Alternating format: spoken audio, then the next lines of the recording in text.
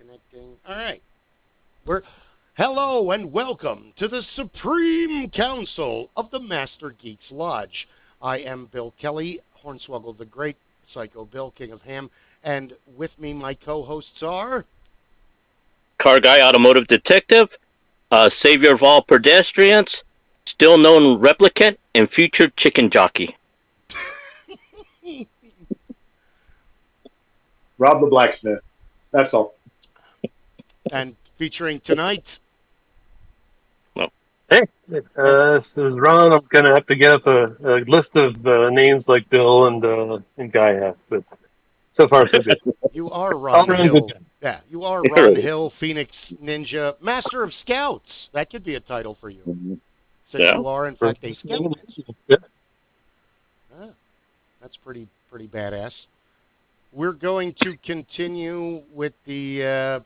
you wanted to do part 2 because we were in a heated debate about parallel dimensions or alternate realities, or, you know, if you got flung across the galaxy and you found out that everything had been shifted just slightly. Like you're like, I remember that movie. It was in 1998. Michael Keaton's Batman. Oh, you mean Kevin Costner's Batman. So, like, how long would it take you to go insane?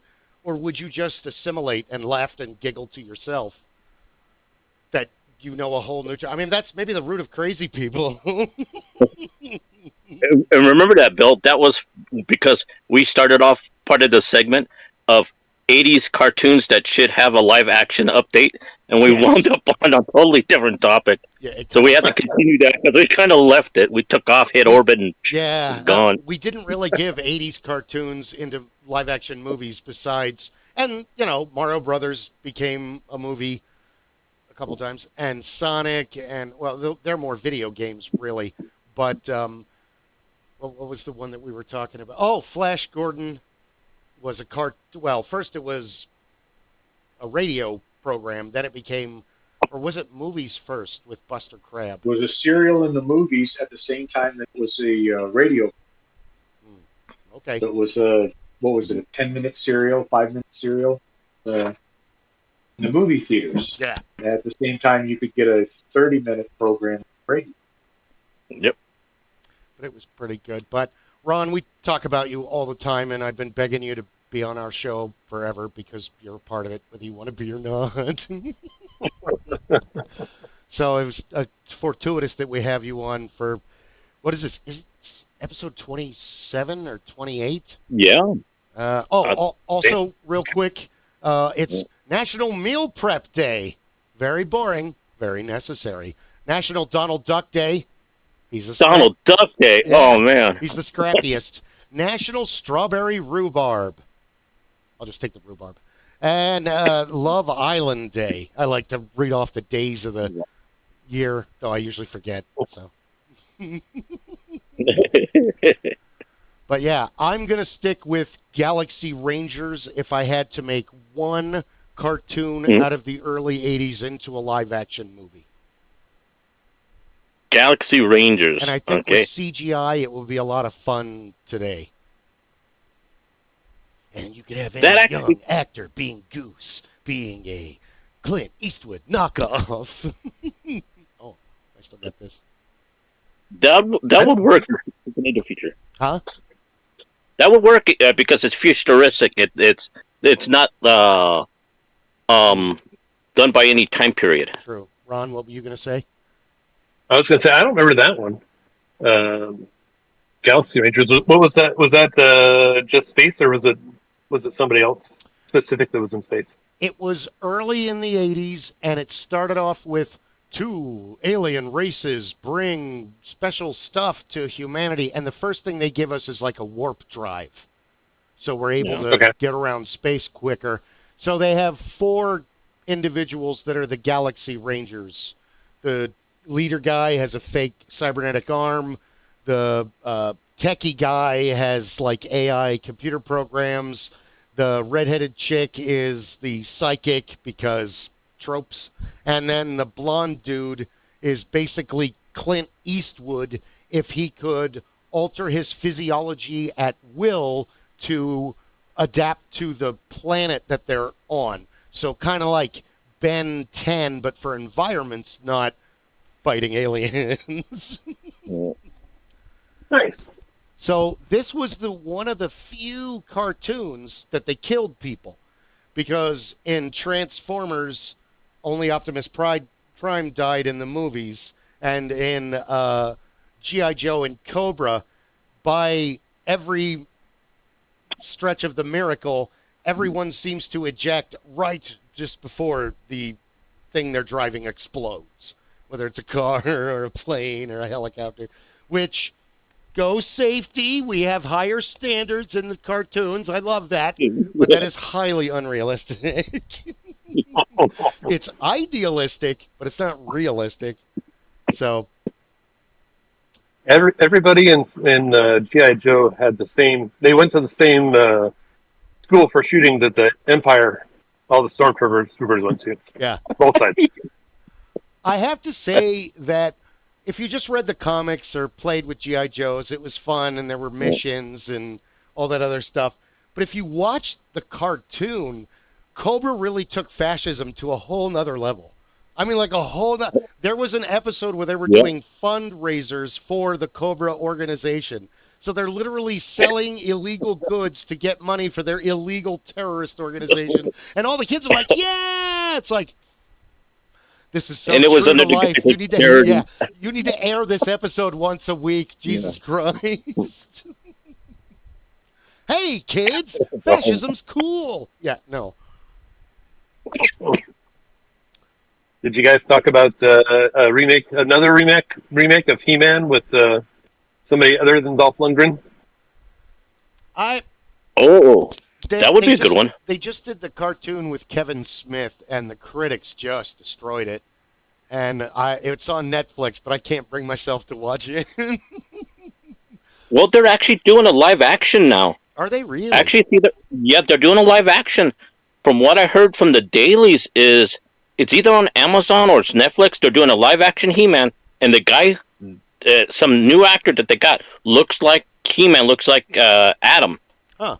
And, so it's actually, if you look at, they gotten some behind the scenes shot when they were shooting in the street, but unfortunately, it is on Earth, not Eternia. Not Eternia. Yeah. Blah, so okay.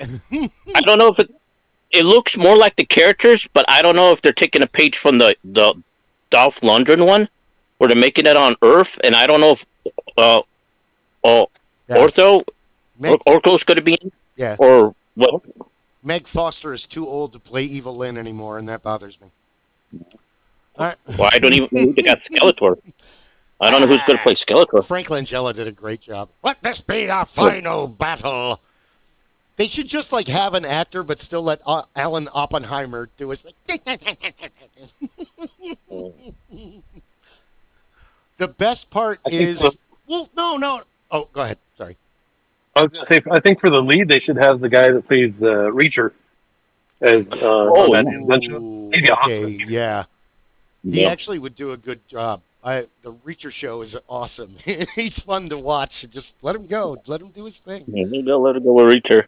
I find it hilarious that if you lived in Metropolis and you saw Superman from a distance, but you actually ran into Clark Kent, you would never think that Clark Kent is Superman. And it's not just the glasses and the parting the hair on the other side.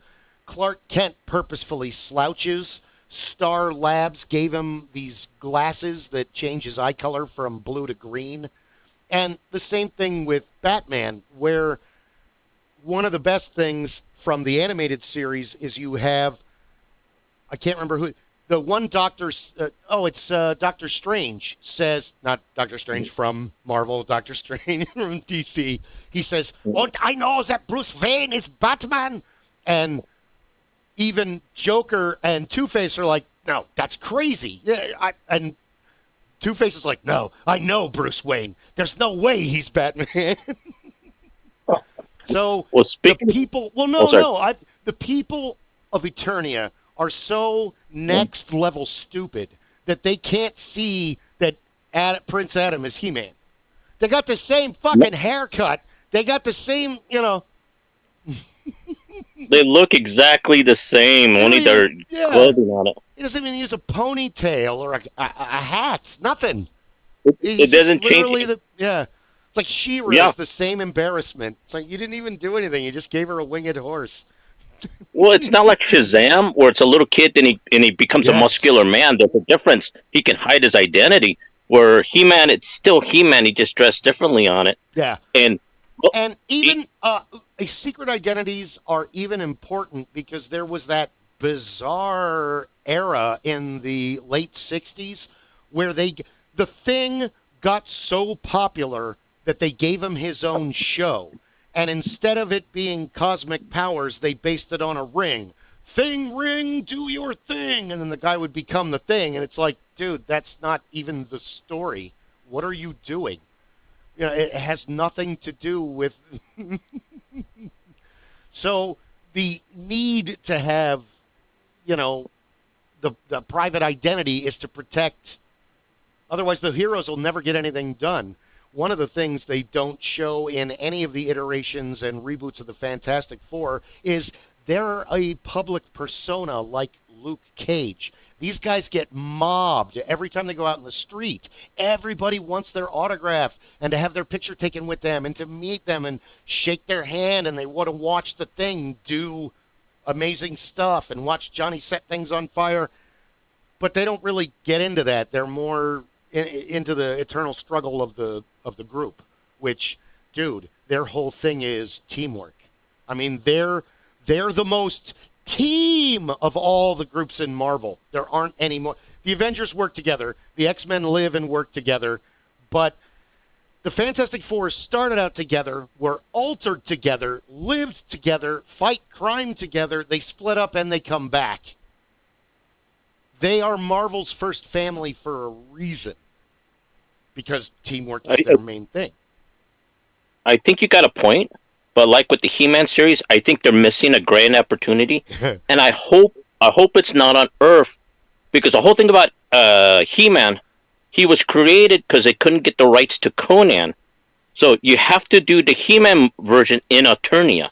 You have to create that world building, and you have to have him like Conan the Barbarian, kind of medieval, mystic, magic, and everything. So bringing it to Earth, you bring Earth's cars and automobile. It's a fish out of water. So He-Man and them, you know, it makes no sense to have any of the movie here on Earth unless you're doing it for budgetary reasons, because you don't have to make a set. You can film on location. Yeah. But then the point, if you're going to film on Earth anyway, you go out to a certain desert, you go out to a certain forest and stuff, and it becomes Eternia. You go to New Zealand. Make it about it. Go to New Zealand. Go to New Zealand. Go to Ireland. Go to different parts. And make Eternia. Make Eternia and battle everything on Eternia. Yeah. And, you know, come on. Battle Cat's going to be CGI anyway. Some of the other things are going to be CGI. What's stopping them? I just don't understand why the new movie and I understand the Dolph Lundgren, because back then CGI was limited, and they wanted to make it more kid friendly to keep away from the horrific stuff. But and nowadays, come on, kids already know what the story is. The cat's out of the bag. They already know who He-Man is. They already know what the story is. Yeah. We're not covering anything new. You're right, because Battle Cat and Panther, they're going to be CGI like the wargs were in Lord of the Fellowship of the Rings. But, dude, it's been 20 years. They're going to look even better. They're going to be better. And He-Man has a lot of cool flying tech, like Flash Gordon, that they're going to have to do green screens. They're just going to have to. But as we have seen in... I mean, I may have hated the plots, the dialogue, and the storyline of the last 3 Star Wars movies, but the sets and the CGI were really good. You got to give credit where credit is due. Like, I always try to find the most redeemable qualities out of the most shit things. And, you know, like what's the one? Laura Dern, she's a great actor, and they gave her a shit role with that Admiral character. What is it, number 8? Is that number 8 for Star Wars? Yeah, the one where she where does the suicide run. I forget. It's just the stupidest. It's like, who came up with this? It's like you had the idea and then you couldn't figure out how to put it in the, so you just kind of tacked it on there? Because it looks like it's been tacked on. Oh, we're leaving. I've got an idea. Let's kill everybody and try to get away at the same time. Well, that's the biggest problem with modern day like adaptations is that they run away from the lore or do their own thing. So when you go with the He-Man, like we were talking last week about Thundercats, that's a good IP that you can use. Everybody knows it. It's marketable. It will sell toys. But you cannot do a modern day Thundercats. You got to keep it on Third Earth. Yeah. And like I said before with it, you have to do what they escape from. They had to escape from their planet. You have to keep it CGI and you have to keep it in the era on what it is. Otherwise, it doesn't work coming to this Earth. Right. You know, unless a cartoon like G.I. Joe, where it's in Earth, where it's modern day time, it will not work. I'll go one step further, Guy. I would be so bold as to say that the escaping home planet trope has been so overdone and so overused. That's why they used it in Megamind to actually begin the story, since they're both aliens. And since then, I can't remember it being used in a newer... Please, gentlemen, correct me if I'm wrong. I think Megamind was the last one where it's like, the planet... Yeah, but the good thing about that is you don't have to spend a lot of time in it because everybody knows what it is. So you could do the introduction, the whole intro to the movie of Thundercats, being them leaving the planet, and the rest of it, it's like... You ever seen the movie with Aaron Driver where he's stuck and he travels through time and they're stuck on a prehistoric planet? And think of Predators, where you have to survive. Well, you put Thundercats into a thing like that, and they have to survive and show how awesome they are by doing what they need to do. And on top of that, they have to fight the mutants. You need to that would be simple. You need to pitch this idea to Hollywood because you really could do Jurassic Park and the Thundercats all at the same time with your plan. Correct, but they wouldn't listen. You know, I want to see aliens getting eaten by giant lizards. Who doesn't? Come on, man. It's like the best time. Well, here, I'll give you a perfect example. A perfect example of my theory. Like you could do. Here's a cartoon from the 80s and the 90s and stuff. Space Ghost. Ooh. Okay.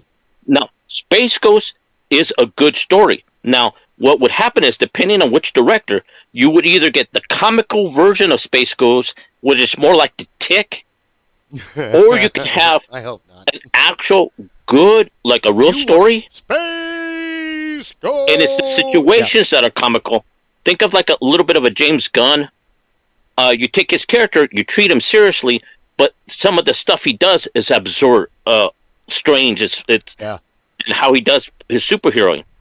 So you could take Space Ghost either way, but sometimes if you don't take Space Ghost seriously, the jokes won't work. No, they really won't. And they won't. Space Ghost is another one that's all... Honestly, and I don't know if the three of you are going to argue with me or go along, but I wouldn't mind seeing any of the Hanna-Barbera. Well, we talked about these guys before. The three kids that fly through space... Kid Comet and what were they called? God, we just looked this up not so long ago. Why can't I remember this? Kid Comet cartoon character. He was with Space Ghost, Teen Force. And they were out there in space because there's one episode where magic rips up the universe and they have to all work together to put it all back together. Long ago in the 80s, everybody worked together for some reason. Now we just hate each other. The only cartoon I think would work with comedy right now, and especially what gives me the whole idea is with like with the movies that are going out right now, is that if you did a live action version of Johnny Bravo, and you have Seth MacFarlane direct it, this is gonna wind up being like another Ted. But it would be hysterically funny. Oh, please, can we have Ryan Reynolds play Johnny Bravo? Please. No, you don't. No, because it'll be another Ryan Reynolds movie. You want somebody else different that epitomizes Johnny Bravo with the Elvis accent. So I would put Ryan Reynolds in it. I'll give another guy a shot. Because if you get Seth MacFarlane to direct it, it'll be like a Ted movie. So you don't need Ryan Reynolds in it, and it'll be so much fun. Dean just because of Johnny Bravo. Yeah, we'll get Dean from Supernatural. Dean from Super. Now that would be Jensen perfect. Ackles. He would be great as Johnny Bravo. Johnny Bravo. You get it. Because Now he that's the already joke. has that kind of like goofy bravado where he's just having fun, but dude, you're a dork. Sit down. And you put him in a bodysuit where his upper half looks bigger than his smaller half, bottom half. You give him a gut, Just and it'll be great, dude. It'll be great. And he would do it because he liked that type of character. We're jumping all ahead. Johnny Bravo doesn't come out to the mid-'90s. Correct. But that's what the humor like right now. Because if you look at Minecraft, all it is jokes if you play the game. If you know the game, it's inside jokes. If you don't know the game, you're like, what did they mean by that? So it's kind of a wink and a nod. Oh. So Johnny Bravo with Seth MacFarlane, it's kind of like watching Ted, Family Guy, American Dad. Most people will resonate with that. I'll give you that. Because I never watched Ed, and Eddie. I was never a big fan. And the parts I did see, it was kind of like, I really tried to get into the Tiny Toons, but it just felt hollow. There were a lot of stuff. Tiny Toons was awesome. I disagree. Tiny Toons was hot. Tiny Toons was the bomb. Please continue. Stuff. Defend your. No, it was. I would say it was. Well, ultimately, my favorite was the Tiny Toons movie, which was. I watched that many times working in the video store, but just a great. That's the almost but not quite model. So they've got the same basic characteristics, but they're not exactly the same as the original characters, plus the next ones. Tiny Toons was great. But guy, for the Thundercats, if you did that as a Predator style movie, so set it in the jungle, what if you make Thundercats the bad guys? Ooh. That would work because you don't know whether they're not good or bad. Where's that tape recorder? They're trying to survive because if you took them, they're escaping the planet. It's being destroyed. It's the Superman trope, right? But they land on Third Earth. Plus, they're fighting against the mutants, the Lizardman, Monkey, and so forth. So they're fighting against them, but you don't know what unknown dangers are on the planet when they come in. So they're going to be fighting against the inhabitants of Third Earth. So I wouldn't even introduce Mumra because Mumra doesn't need to be introduced in the first movie. You have the mutants. You have everything. They have to explore this new planet. They have to come across the creatures. They have to survive. And all they have is the remnants of their crashed ship and everything that they have in the documents with it. So it's a survival, and they just happen to be Thundercats. And they have to kind of band together, which would bring the story and help them establish the characters and what they're fighting for. What if they get to a certain point in the first movie, and it's like Teotihuacan, where it's like a totally overgrown temple, and they show Mumra's symbol on it for the first one, but you don't see him. You don't see that. You just see, hey, there's a temple, and half of the things that are attacking them are like, kind of like in Lost, the way it has the security system, where it just protects the island. It doesn't have, I tried to get in there, but that big rat at the entrance stopped me. Oh, that's just Brutus. No, actually, I wouldn't do that because how I would do it, if I were to set up Thundercats, I would leave Mumra. Idea. Well, no, I would leave Mumra for the second movie. And at first, remember the cartoons between the mutants. I forget what they call them in the Thundercats. Hyena Man, Toad Guy, and correct. Mumra subjugated them as their servants. Yeah, they're the ones who found them first, not the Thundercats. And Mumra attacked them and made them his servants, made them in all other words, his bitches. So you got to see him as such a threat that even those guys are afraid of him. Yeah. Dude, they're not in the same thing. They keep him in space. Yeah. So you would have to find them. Oh, go ahead. Yeah. And you got to keep that suspense saying, Mumra comes out to kick ass and he goes away. Sometimes you got to keep him as that shark in the water. So you don't want to overuse him. You want to sprinkle him in that he's there and could show up and wreak havoc. Which is good, because if I remember correctly from the cartoons, and we watched a lot of them, the Sword of Omens is the only thing that can actually defeat Mumra. all of their other stuff can hold him at bay. They can push him back. They give him a good run for his money. But the only thing that can drive him back into the sarcophagus is the Sword of Omens. Yep. And it can't kill him, but it is the only one that does it. Okay, you agree, Ron, Rob, or do you guys remember this? Or I don't remember that. I believe it, but I don't remember that. I think I'm right. You could even do you could even have depending on how futuristic or unrealistic it is, you could have the Mumra's henchmen already be on where the Thundercats live, and then you get the interaction, a little bit of interaction with them, or something similar to that, and then they're not sure. That could even be the reason why they're perceived as being bad against the natives, because they see people that are similar to what they identified as being bad before, and so they decide they need to root out evil before it gets a foothold anywhere. Well, Ron, you bring out a good point with that, because I've been thinking about that from the last conversation. You bring out another Thundercats that might have been working with the mutants, monkeying and so forth, and the reason why their ship crashed because it was sabotage. They were trying to kill them from within. So you introduce, and it'll be like an oh shit type of thing. That it's another Thundercat working behind the scenes, not any of the original ones, but in the third story, how I have it written out is they find a beacon. Because remember there was other Thundercats that they find that survived the crash, but it took them a while to find them. You have them go for a rescue mission trying to find something on another side of the planet, and one of the three or four, because I forget they added another old guy, another the girl, and so forth to it. You add another character in it, and he was the one that created the thing. He messed with Lino's sleeper cell, which caused him to age up rapidly because he was trying to kill him, but they crashed before it happened. Whatever in the story, whatever the plot needs, you could have him there and have the third one as a rescue to introduce these new Thundercats to help fight Mumra and the rest of them. Because I think in the third season they added new characters. Yeah, if the original characters escape the planet if you do the Superman model, because bad things were happening, it's going to be destroyed.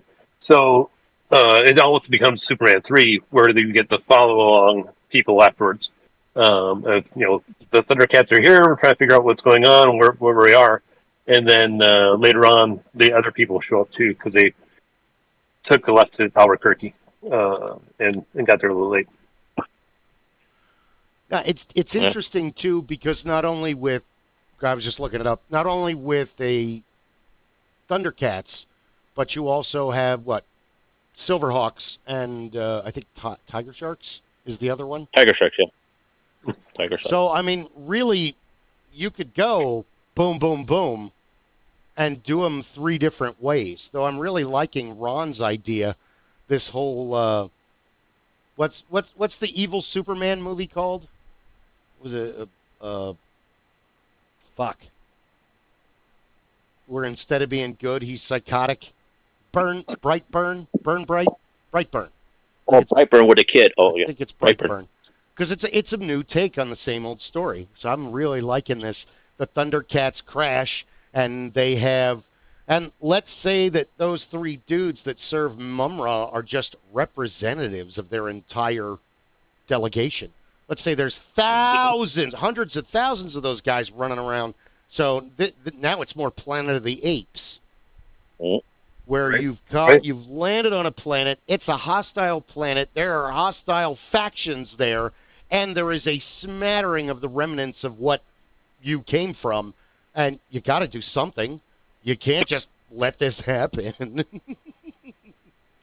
All right, I'm here now. Oh, this is bullshit. It's over, Well, with that is, I'm waiting for right now to see the new Henry Cavill movie, because he's doing one of my favorite 80s cartoons, and he's actually doing a live action of Voltron. Oh, they filmed it in Australia and New Zealand. You were going to say he was going to be Captain Caveman, but I'll get over that. Oh, no, that would... You'll get over that. Well, hold on. He could be Captain Caveman, but we're going to do Halle Berry, Amy Adams. Who's going to be the blonde? Oh, it has to be Jamie Presley, I guess. I could listen to her say jinkies or whatever for an hour and a half when they get all excited when they figure out a crime. That's a totally different They movie. do. They but get all I like your excited when they. thinking. I missed that cartoon. Yeah. Well, I'm sorry. I went off sideways. Anyway, Voltron. I love Voltron because Voltron is another space opera like Battle of the Planets, which is also Yep, good one. like Gotcha Man, Dragon which is Ball like Z, which is like Speed Racer, which is like Pokemon. This is Ash's most important battle. That was the last one. So it's always Fenner is chiming in. he is. He loves it too. I need to go back and watch all of the Battle of the Planets because I was so little when I saw that there's one guy that just goes every time he talks, and Yep. there's Rover One Robot Rover. He's the dog robot. Beth and I were always excited about him. Other than You need to that, see the Science Ninja Team Gotchaman, the original, Gotcha before it Man. was Americanized, that sounds fun. because it's a traditional anime, so it's more. There's more to it. There's more violence. Yep. So, it's a traditional anime. People get hurt. People get killed. Things like that happen. Would you make it live So action? when they converted, because remember, it was made. I looked it up. I didn't realize it was created in '72 in Japan. Mhm. It was Gotcha. converted in Good '78, I believe it was here. So that was when it was Americanized and brought to the American public, and it was calmed way down. Oh yeah. In fact, a lot of episodes weren't shown or literally cut up so much to fill in other episodes. So, Gotchaman versus Battle of the Planets is to do a movie of it. The problem is the rights that you would have an issue because Gotchaman is owned by somebody else, and Battle of the Planets is used in conjunction with the legal rights of Gotchaman. I don't know how that would work because you get into the problems like with Robotech, with Harmony Gold, and with Toshido Company that owns Macross, that actually owns what's Robotech based on. But then they've been fighting for years, so that's why they never made another movie or continued the cartoons, because they were tied up in litigation for years. So sometimes with that Japanimation, that crossover, what we've seen here with Battle of the Planets is not really what Gotchaman's about. So there's certain storylines that we never got to see here in the U.S. Okay, we need to dig up David Lynch because I hate all of his movies, and he's going to direct the 1980s live action version of the Pac-Man comic cartoon or video game cartoon, but it's just going to be about an addict trapped in a warehouse running around eating stuff off the floor, where security guards that he thinks are ghosts are chasing him. $400 million the first weekend at the box office. If he can put a piece of shit like Racerhead out and everybody loves it, we'll make millions. Billions. No? Okay, it's just me. It Never could be, mind. yeah. Straight to Netflix, and it'll become go to a cult Amazon classic Prime. in 10 years. In For 10 years, sure. it'll become a cult classic. It will. But it'll go straight to Netflix. Because every single one of his movies, there's an addict in one form or another, whether it's a junkie who thrives on response or negative response, or whether it's like, what is it, Blue Velvet, where Dennis Hopper, isn't he using like morphine or something? He's constantly breathing into the mask. Help me out. I've never seen the movie. I don't think they ever said what it was. It was just whatever. Oh, so it's just mystery gas. Probably laughing Yeah, gas. it's just- Okay. It's just what he's using, and then it's It's just what he's using. everything else is good. He's just on stuff. Don't care about what it is. It's not important. Just look how wrecked he is. He likes it a lot. He likes it a lot. And then there was, what was it? Obots, the mighty Obots, where there's The GoBots, yeah. No, GoBots was different, and GoBots would be fun, but I would make it so the Transformers are the bad guys, and the bad and good GoBots have to team up together to like deal with the Transformers, where the Transformers was like, what the fuck's going on? We're just checking space out. Or it was the Mighty Obots, I think, or Orbots. And it was a Voltron setup. They played it at like 4:30 in the morning on Saturday. And it kind of was a little risque for children because you've got there's a guy and he invented them all, I think. I'm trying to remember because this was in the 80s. And the one robot, the big dude, becomes the body. Two of the lady robots become the legs. The other guy becomes the arms. And then there's a little girl robot, and she's got the center mechanism that when they all come together, thing comes out of her chest like a ratchet and puts it all together, and now they're like a Voltron robot, and they defend the universe and all that. They do all this stuff. But there was a lot of like inappropriate flirting from the female robots to not only the other male robots, but to their creator. So it was kind of like, even I'm like 10 going, oh yeah. You're going to get electrocuted, Japan buddy. does that. It may fry it right off. I think it's the Mighty Orbots. I got to look it up now. It's like, to me, another good one they would do, but like I was talking about it last time, was they have to do it in a serial, would have been Robotech. But you couldn't do that in a 2-hour movie. It just doesn't make sense, the Macross Saga. But you do it like in a series on Amazon or Netflix and stuff on it. You got to have 12 or 14 episodes. I would agree with you, and now is the time and the moment to strike while the iron's hot. Because if you wanted to do Aerotech or Robotech, you already have an incredibly loyal Warhammer following. Yep. And yes, they're two fantastically different games, but that doesn't matter. They still have mass killing and giant robots in them. They're going to go. They're going to go see it.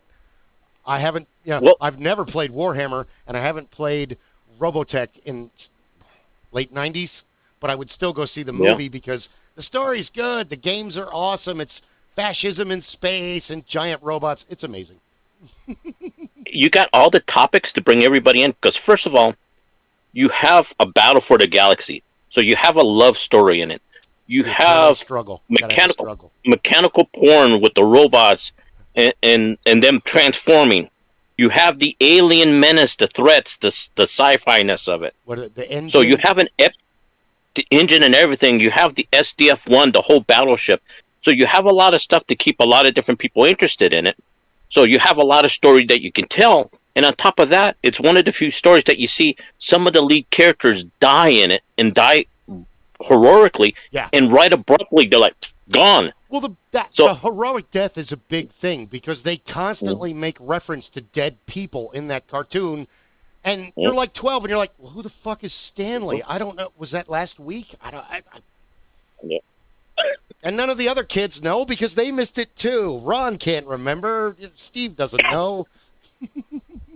No, and that's the good thing about it, because it had love interests, it had death in it, it had consequences with it, different battles and stuff. Yeah. So you could have it episodic, everything up for it. You do it in 1 or 2 parters, do the whole Macross Saga with it, and it'll do it justice. And you have your CGI.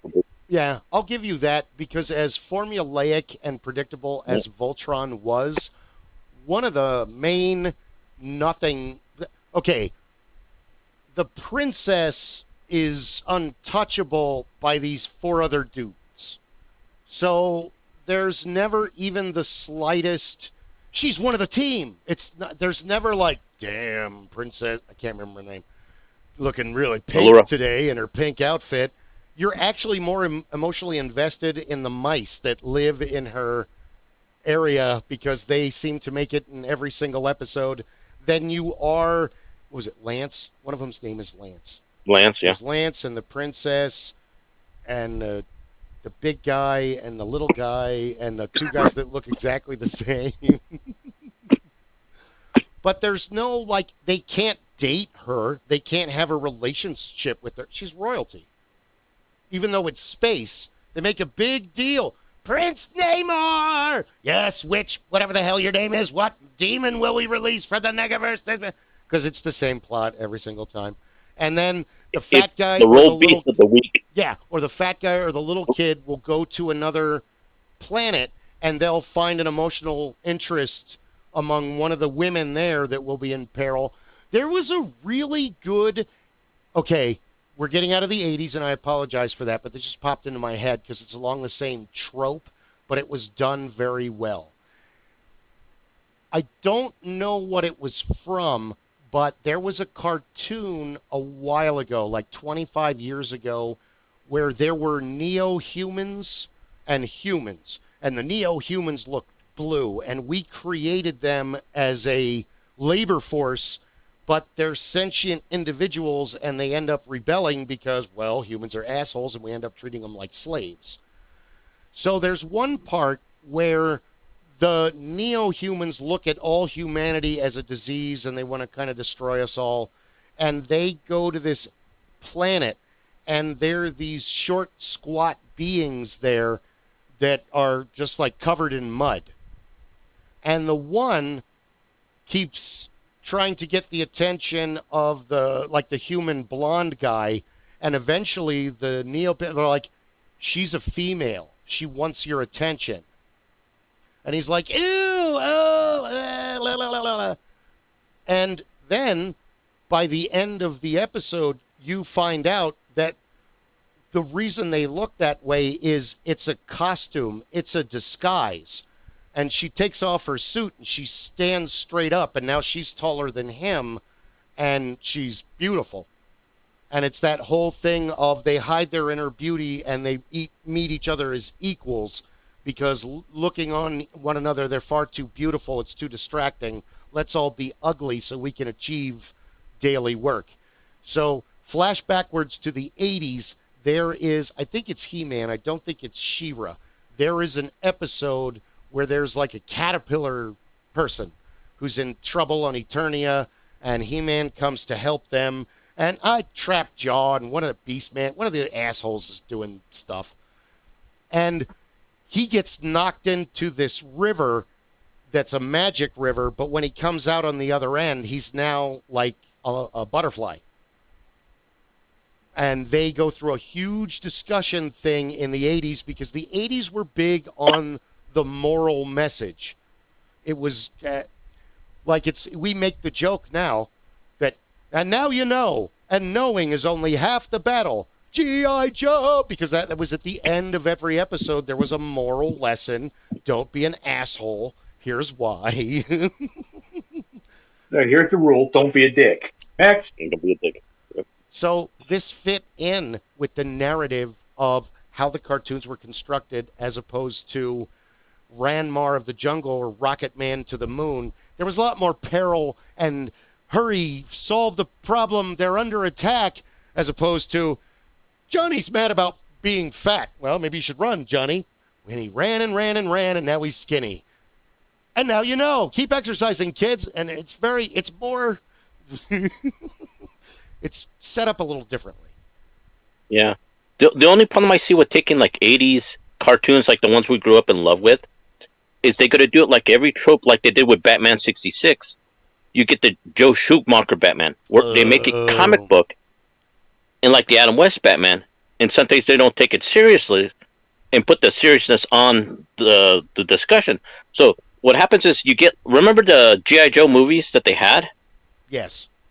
That they made, Shannon Tatum's, wasn't bad. It wasn't bad. But it wasn't quite G.I. Joe. It was just another movie, and they slapped the label on it. Because you could have put another label on that movie, and it would have been adequate as an action-adventure movie. But you didn't see nothing as G.I. Joe, because they didn't want to go full into G.I. Joe and make the characters who they were. Yeah. They didn't make them stereotypes. So it was like the first X-Men, where they didn't want to put them in costumes. They were the X-Men, but they kind of held back. Well, that's the problem with the G.I. Joe, is they didn't double down onto the characters. Make Duke. Yeah. Make him the quintessential Scarlet. Duke. You're going to have Snake Eyes. You're going to have Snake Eyes. Well, because the G.I. Joe and X-Men should be an easy sell for a movie. Because all you have to do is for G.I. Joe, let it go like, because I didn't read a lot of the comics, but let it go like the cartoon, or with the X-Men, you could have just let it go like the comic, where Duke, well, we've got orders from head office that this is happening in this spot at, and then he would give you coordinates. We're going to need to assemble a team. And then he would pick dudes that were useful to that area, that had skills that are going to go against those bad guys. And it's the same thing with the X-Men.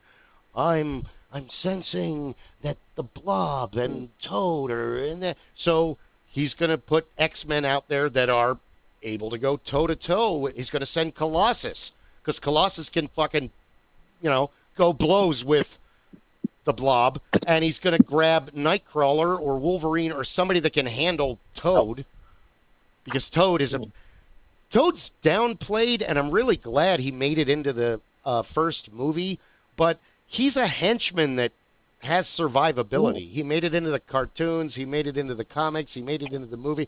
Ray Park did a great job playing him, but then they just kind of killed him off, and that was the end of it. Well, you know what? What killed off G.I. Joe a little bit was the actors and their egos. There's your problem. Because you have G.I. Joe, and what they are special operative. They're special ops. So they're a branch. They're a black label branch of the military. Yeah. And you don't have to specify what military. You don't know, but they're special operative forces, and they have their people that work for them that are special operatives in their fields. So all you have to do is, we have this problem, we have to go do it like a Bond or Born Again, where he has to assemble forces, and each person does their job, but it changes from movie to movie, and no one's going to take the main scene. Think of like the Expendables. Yeah. Think of like Achilles' Heroes. You right. Put it in that aspect.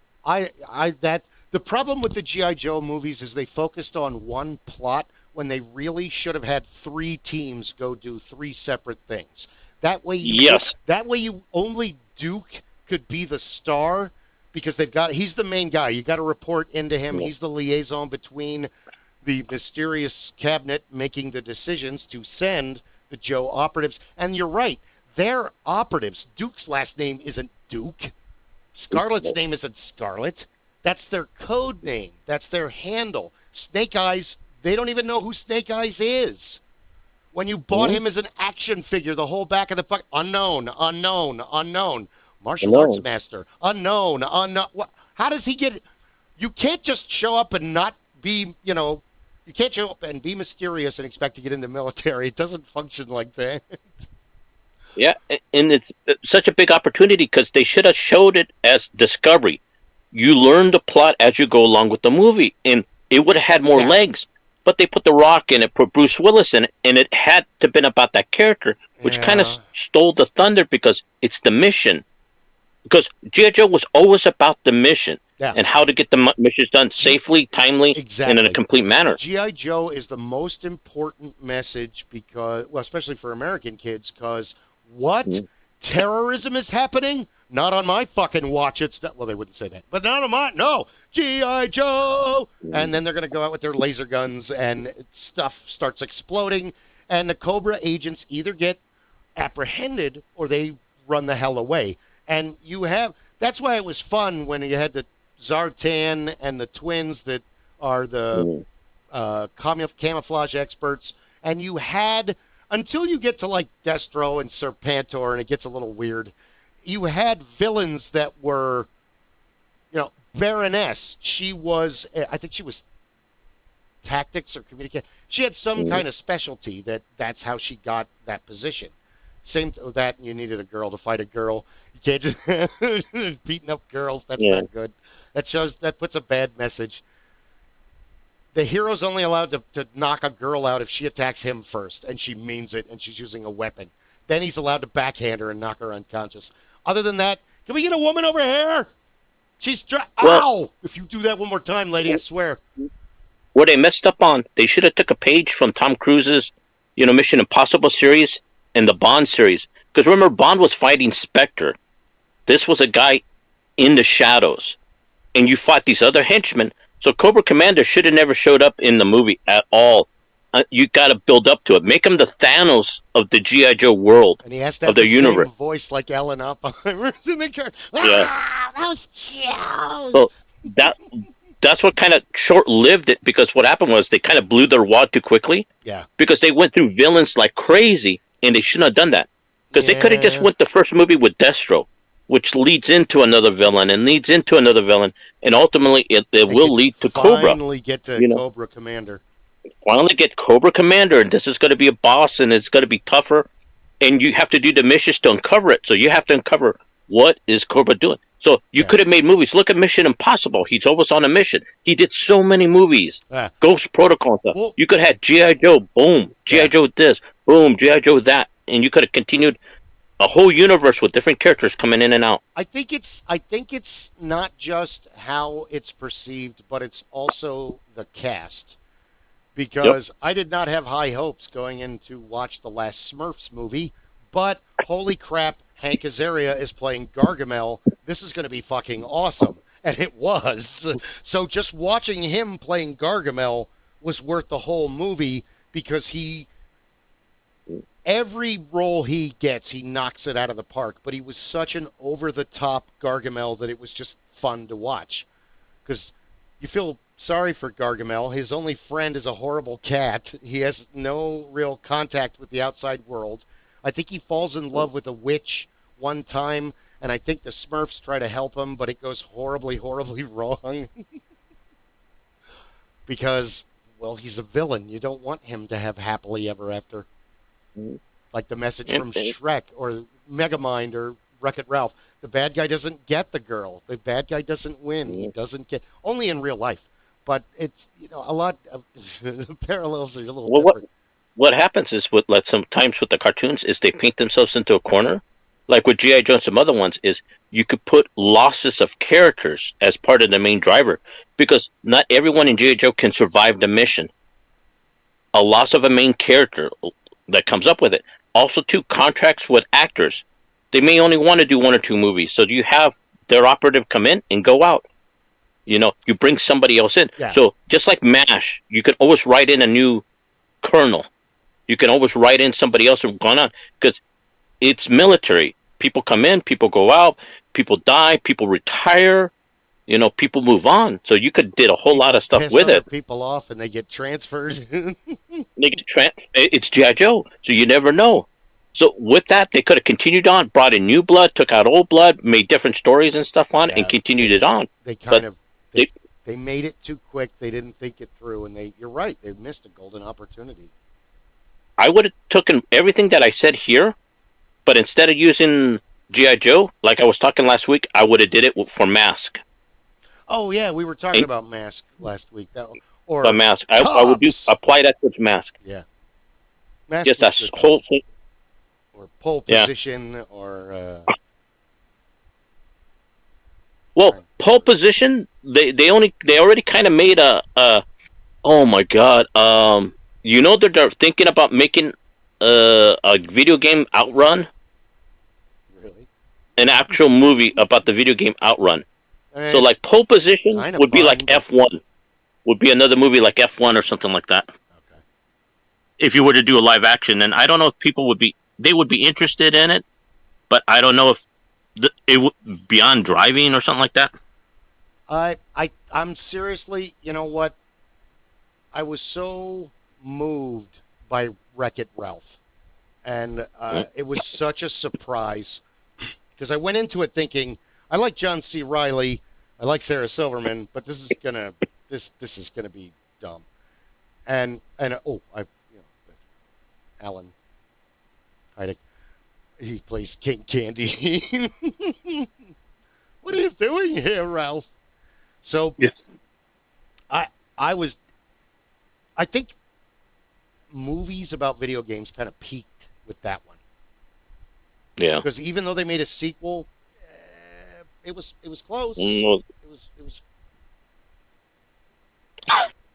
parts of it were very cute, but the main thing of it was kind of, I get this plot line, but this should have been a plot line and a side. This should be a side plot line.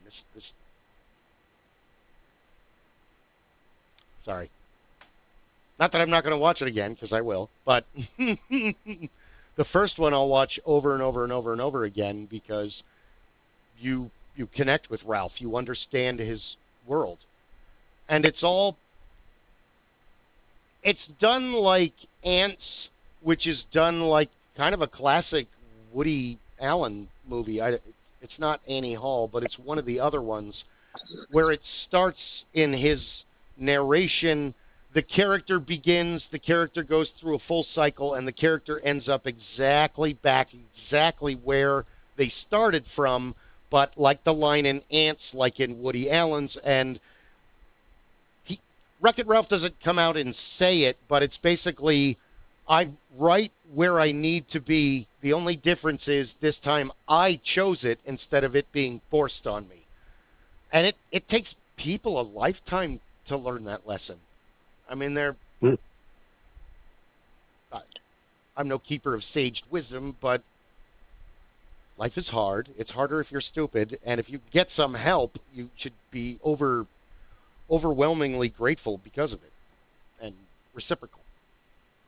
Hey, I'm gonna throw a monkey wrench in it. Why? It's in a reimagining of a movie. No, not about Wreck-It Ralph. About Wreck-It Ralph, but it's a beloved IP. Huh. But I think they lost an opportunity, and you can mesh this IP a little bit. Now, follow me on this because it's going to sound weird at first, but it's going to make sense. Okay. Inspector Gadget. Matthew Broderick. He did that, though. Correct. No, but you don't make it kiddie. You use the RoboCop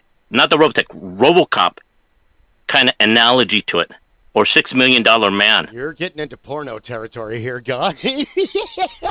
No, not porno territory. Not porno territory. You went to porno territory. Well, yeah. What I'm saying, you put it more sci-fi than kiddish.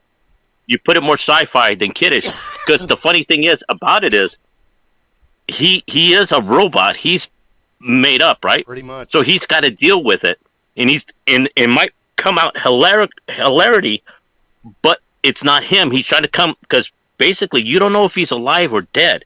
Something tragic happened. He becomes Inspector Gadget, and now he's got to deal with his new form and stuff on it. And the only thing to him is Penny.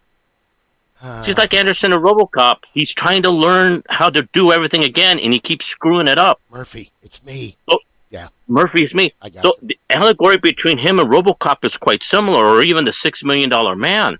So you put that little bit of sci-fi horror to it, and comedy can come from it, but it's not comedy. It's kind of a tragic story. And you have Inspector Gadget, and he's fighting Claw, so he's got to kind of get his shit together, regain humanity, how his body works, his new body works, but he needs her help to figure it out because he doesn't know what it is.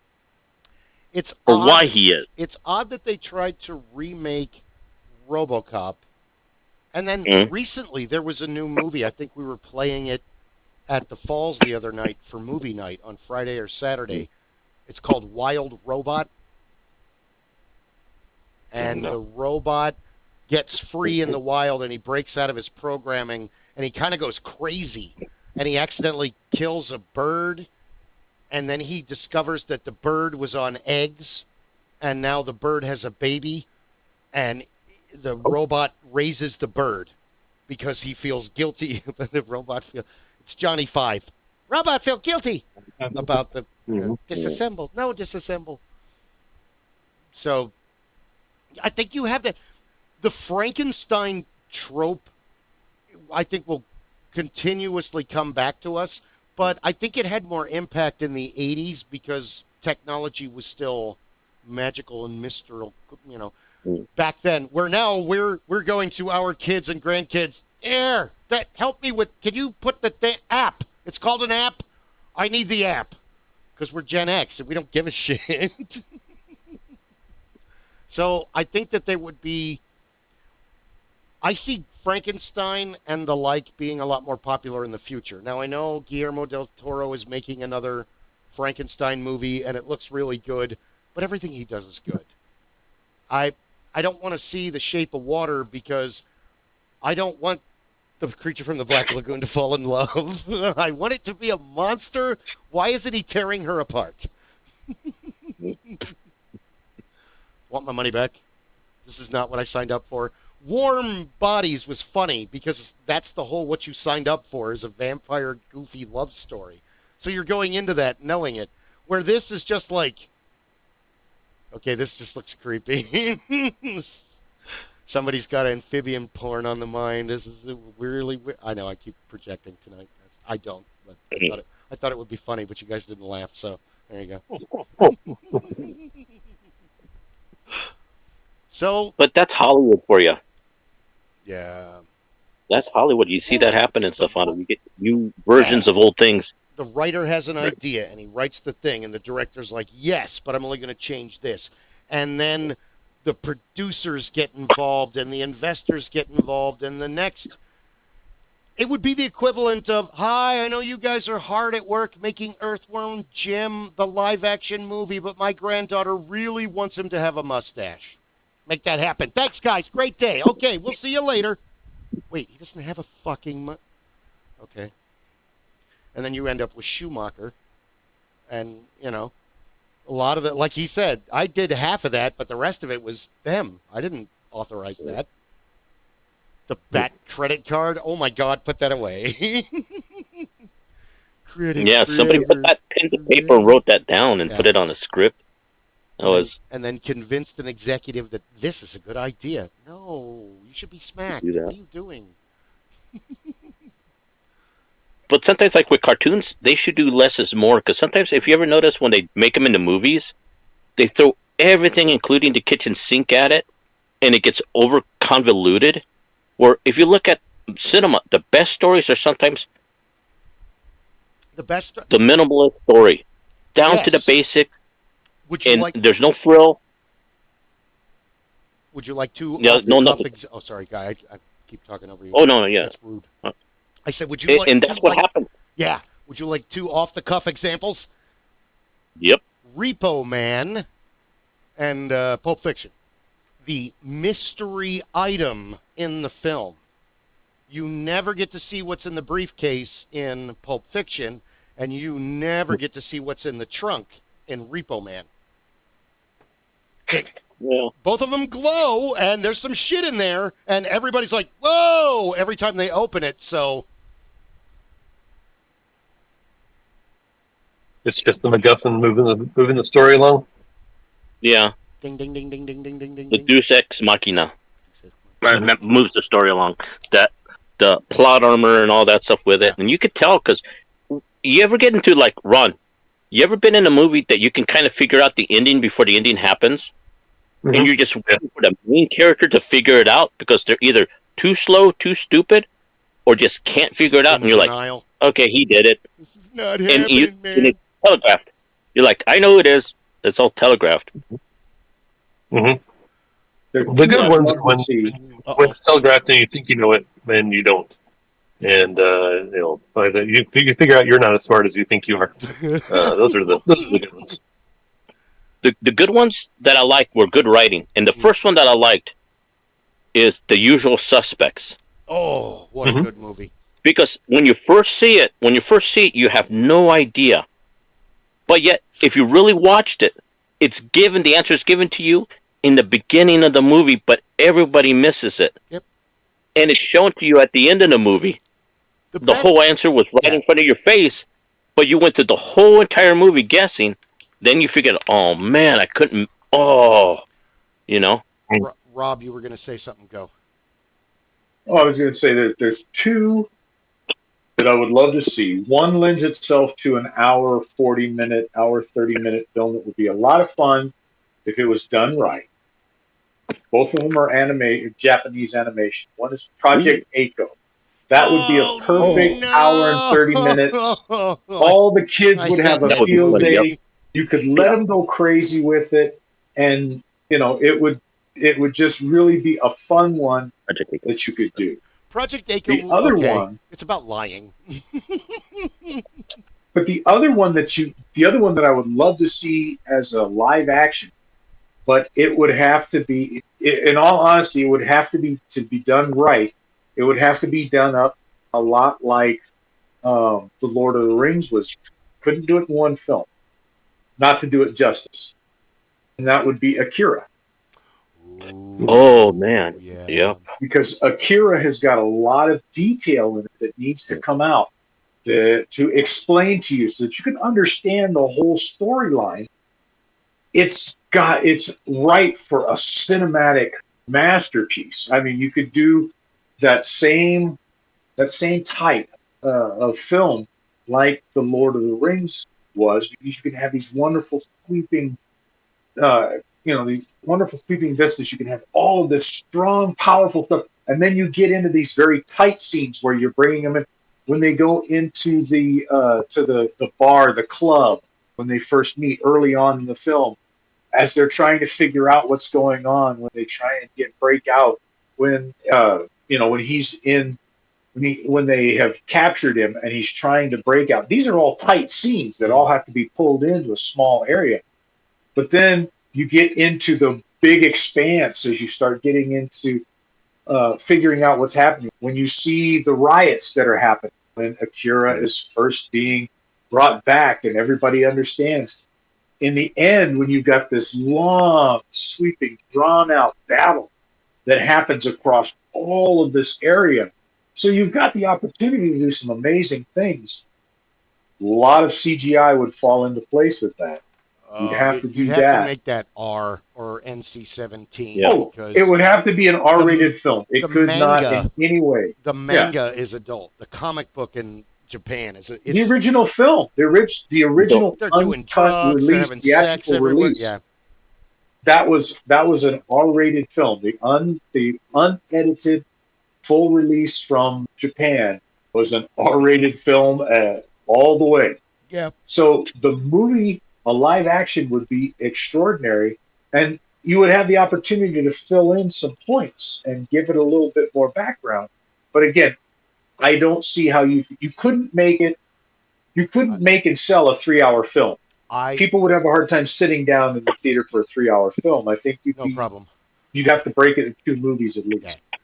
I remember going to see that in 89, 90, and then shortly after that, I went to either Suncoast or that little anime store that was in PV Mall that was there for a while, and they had everything.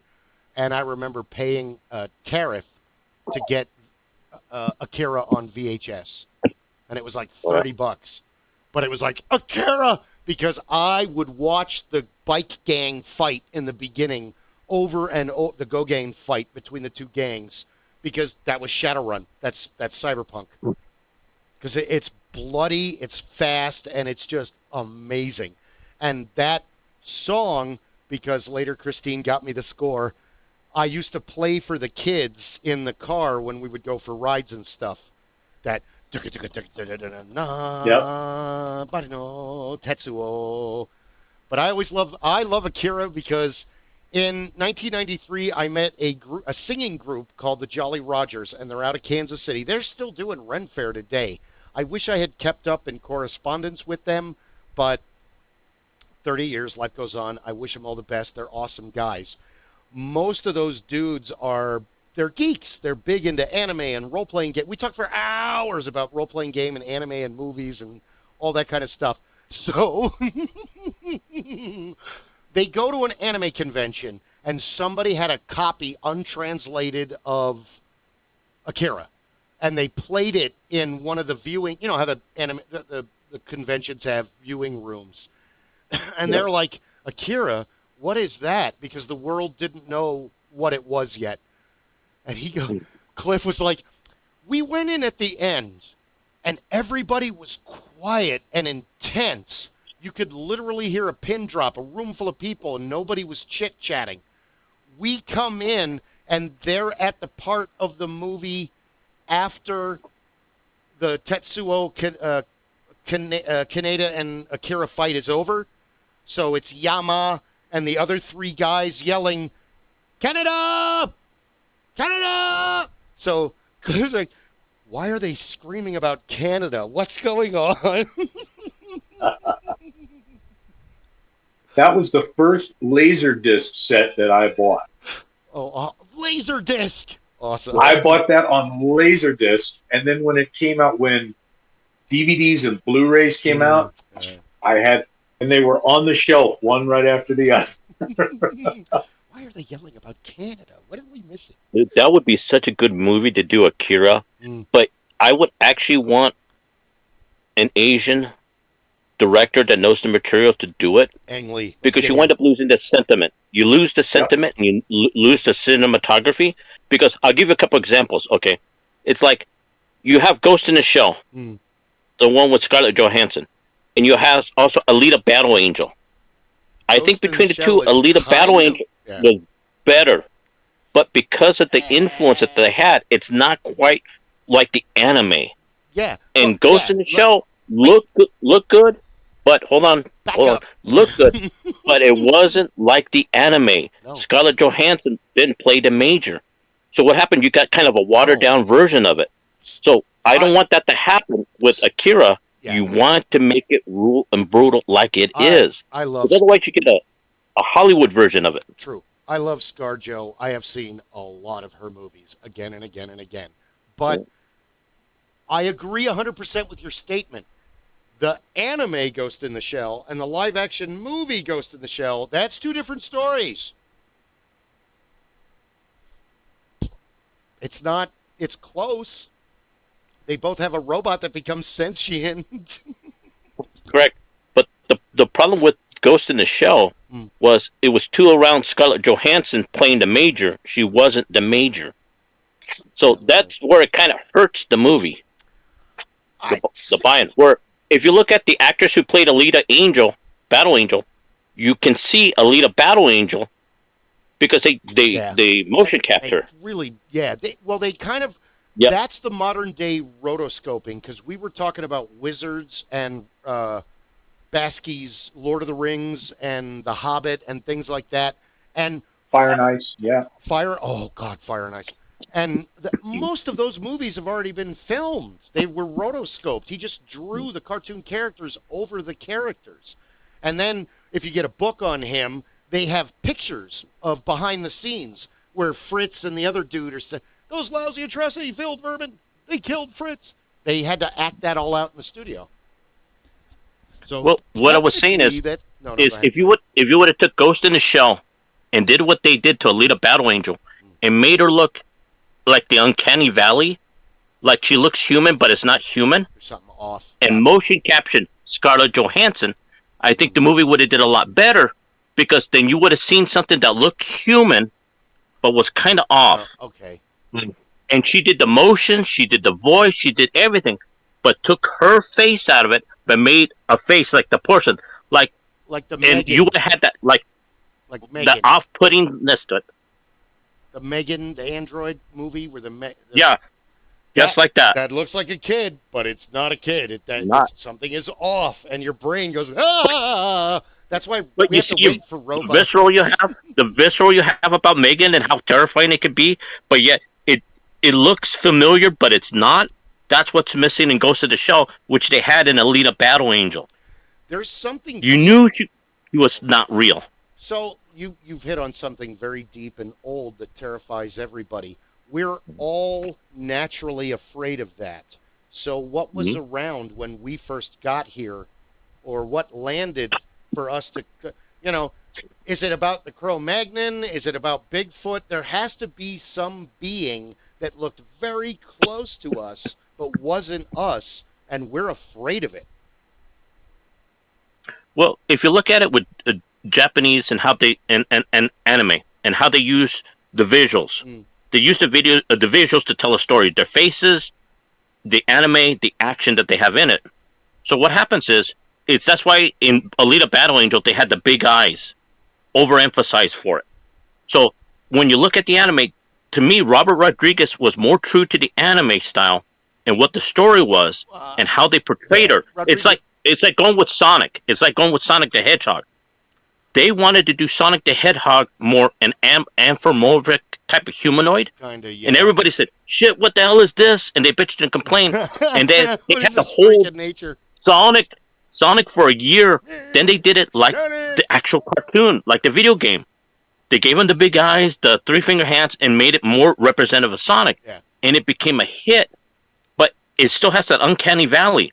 They tried to make it more human, But in making it more human, it made it more monstrous. Yeah. When it made it more sonic and abstract, it became more humanified. It's kind of odd. It's an odd parallel. It is. Look at But that. that's what made Sonic a better movie. Because if they would have released it unedited the way they had, it would have bombed. Everyone would have hated it, would have said, this piece of crap. But because they listened and they fixed it, it was a pretty decent movie. I haven't seen it, but I'll take your word for it. But it's the same I thing mean, with. Oh, go ahead. well, it's pretty decent. And I think that's where they missed out with Scarlett Johansson, was they wanted to see her face and they were banking on her looks. But her looks is what take away from it. Because A lot of money for she those looked like a person. She looked like a person trying to play an android. She didn't look like an android. She didn't look like a robot. She didn't look the part. Yeah. So Well- you kind of get thrown off for it. You see Scarlett Johansson trying to act all robotical, and it doesn't come off that way. Where if they would have just did a mask, did a porcelain type of mask for her, just like in the opening scene, and just did it to her face as well, Yeah.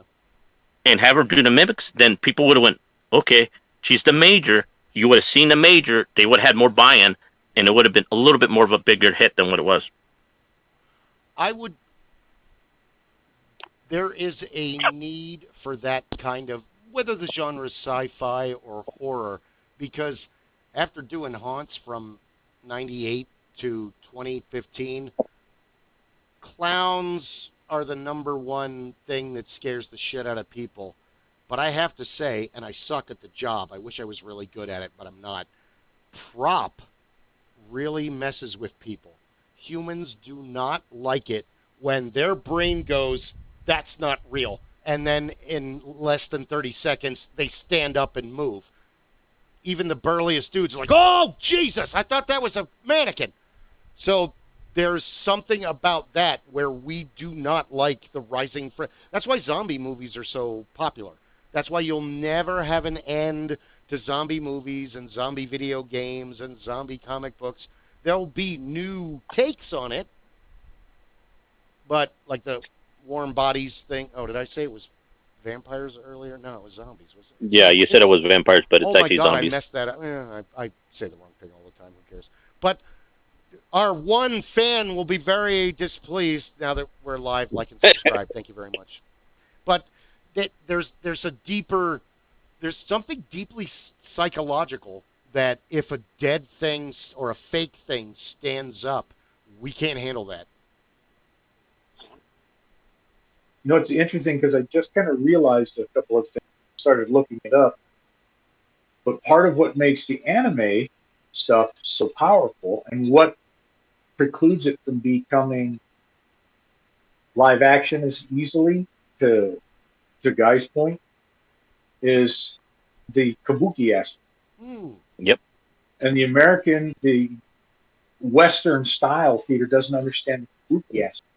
But I forgot about other types. The bunraku is marionette puppeteers. That goes into a lot of it as well. And then they have the different types. You know, you have the different story types, non and kyojin, which are spiritual or comedic. And then yosei, which was more of a spoken language. But it's the same idea. It's very regimented. But it's also, you know, in the kabuki and in the bunraku, it's exaggerated movements to tell the tale because, again, you're in a packed theater. So somebody in the back needs to understand. So as I'm speaking about this, I have to sweep wide so they understand the subtleties don't play at a distance in this old tradition. And it would make a big difference if you pulled that into some of these tales. So think about it this way: if Ghost in the Shell was done to more of the kabuki style, Alita Battle Angel was done very much to the kabuki style. Each of the movements during the battle scenes, each of the expressions when they were playing the what was it, the ball game. Yep. When they're on their skates and everything and they're moving around, everything was a wide, expansive movement. You didn't see that as much in the in the live action version of Ghost in the Shell that existed in the animated version. And part of what was missing, you were missing the personal battle droids in Ghost in the Shell. They were sentient, and they were Mr. Bato's buddies, the two sentient battle tanks. And he was genuinely pissed off when they got taken out. So there were a lot of these things, but it was wide, expansive, and expressive in the animation that wasn't done in the film because Western style, we're more apt to give a lot of the subtleties. John Wick had a lot of kabuki style throughout a good portion of the film. And then you got in close, and only when you were in close did you have more subtle movements. Otherwise, when the scene held more people, you had a more of a visual. You had the kabuki style. I have to show you the expansive movements to drive you to the storyline and to tell the tale I'm trying to get across. True. Very valid points. And yeah, it kind of is shot in that aspect, isn't it? It definitely is. 'Cause- When you look at it, and you look at it with a critical eye, you see it, and you can't unsee it. That's why I like Alita Battle Angel better than Ghost in the Shell, because it has that. It's even though it's so exaggerated, it emphasizes the move and the feeling behind the move. So when you watch Alita Battle Angel and as she's going her movement and finding out about her body, it's so exaggerated, but it emphasizes the fish out of water, what her emotions are. So it comes very theatrical. So even though you have the uncanny feeling of her face, because it doesn't look quite human, it looks distorted. Yeah. But you believe Something's her off. to be more real. You kind of go after the character and go, oh, you feel sorry for the character because through her exaggerated expression, you get to see her emotions. Where like the Major was, you see a human a Spock, devoid of all emotions, just going through trying to figure it out. So you become disassociated. And because of that, you become disassociated. It's not the Major, because the Major gets rebuilt and put back together many times. And it kind of hinted it into Ghost in the Shell, but they never show it that she would experience that. Her next body, this gets destroyed, she gets put back and assembled back together. So because of that, it's more Western style on her movement. So that's the disconnect becomes there, where the kabuki style leads more into it. And that is a recurring theme in a lot of the Japanime because that is Evangelion, where Rei, the character of Rei, the little blue-haired girl, you're really there's a lot left up to her story. First off, when you meet her, she's in a room cowering in the corner, and she's all beat up, and she's bandaged up, and she's crying, and Rei, you've got to get into the Neo Evo, and there's an angel. You've got to protect the Earth. Shanty or whatever the hell is the main kid's name. He's too much of a wuss. He can't do it. You've got to save the day, because she always saves the day, but she doesn't talk. And then later in the series, they allude to this might be a 14-year-old clone version of the main kid's mother.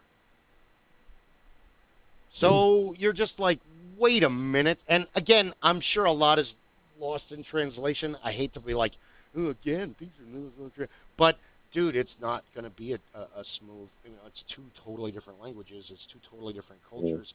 Things that it's The Ring in America and the movie The Ring in Asia. In the Japanese version, everybody fucking dies. They're all dead. The next people that go in there get the video, all dead. In American horror movies, there's most of the time there's one person left alive to tell the tale, but on the flip side of that, like Ghostbusters is a perfect example. Americans have this, well, we can solve the haunting. We can fix it. Like The Watcher in the Woods and so many others. We're going to fix this demonic curse by burning this lady. It's going to work. whatever it is. It's Well, different. that's because we have to have somebody to lead into the next film. So somebody's got to survive this movie Yep. so that they can be the first one taken out in the next movie, and that's how we keep continuity. Where, in other Yeah. places, they either don't give a shit about continuity like that, or it's the story that is the continuity. It's not the fact that, okay, the last person to be seen in this film has to be the first person to get taken out in the next film. Mm. No, we don't care about that. We just care about the tale continues because it's a continuous theme. Yeah. And there's where the difference. Okay. New question. You're a Disney high exec. Your department has been charged with you're going to do the 1980 Black Hole movie. It has to be a horror movie. It's going to be a sci-fi. Do you make it live action or a cartoon? Horror sci-fi, I'm going live action, but it's already been done. What was the one? Event Horizon. Event Horizon. He goes to hell and he comes back. Event So Horizon is that, a ripoff of the Black but Hole. that's essentially Black Hole in live action, absolute horror film. Mhm. Let me introduce you to hell. Yeah. Okay. The only thing that was missing was Pinhead and the Cenobites, Oh yeah. Freddy Krueger, Hey, you're ruining, and Jason Voorhees. you're ruining my recasting of this movie because I really, really, really want to see Jeffrey Rush play the crazy German scientist. In Beyond and through and beyond. I think he would be awesome as Dr. What is it? Schnell or Max? Maximilian. To hear him yell Maximilian would be fun for 2 hours as Maximilian fucking rips everybody apart. Because Maximilian shouldn't talk. They should actually not change him too much because he's absolutely terrifying the way he is. I think Vincent and Bob should kind of remain the same too, but who would you cast as the rest of the cast?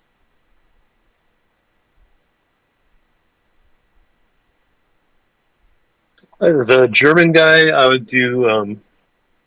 Gosh, what's his name? The guy that was in. He was in that movie with Jamie Foxx, where Jamie Foxx was a slave that was a no longer a slave, and the German guy played the dentist. Django? Django? Yeah, Django Unchained. God, yeah, he's Um, great. What's his name? Fuck! Hold on. Yeah, he won played the the German colonel in Inglourious Basterds. Yes, he did. Yep. Uh-huh. He's actually really hilarious too. I saw him on one of the talk show hosts, and he talks about the difference between Germans and Austrians. Mm-hmm. Hold on. Damn it, we're not prepared. Like and subscribe. Okay. Christopher Waltz? Yeah, Yeah. that's him. Yay, I win. He would be an awesome character for the scientist. Yeah, he would. Yeah. Okay. Or Mads, the guy that was the Mikkelsen? bad guy in Casino. Yeah, Casino Mad Mikkelsen. Royale, and I think he'd be good too. Not to typecast all Europeans because Jeffrey Rush is English. That counts. He's European. But who? Okay, because Ernest Borgnine is one of the characters, and then there's the three dudes. One of them is Anthony Perkins, and he does not make it. Maximilian makes sure of that. He's like the first guy to get killed.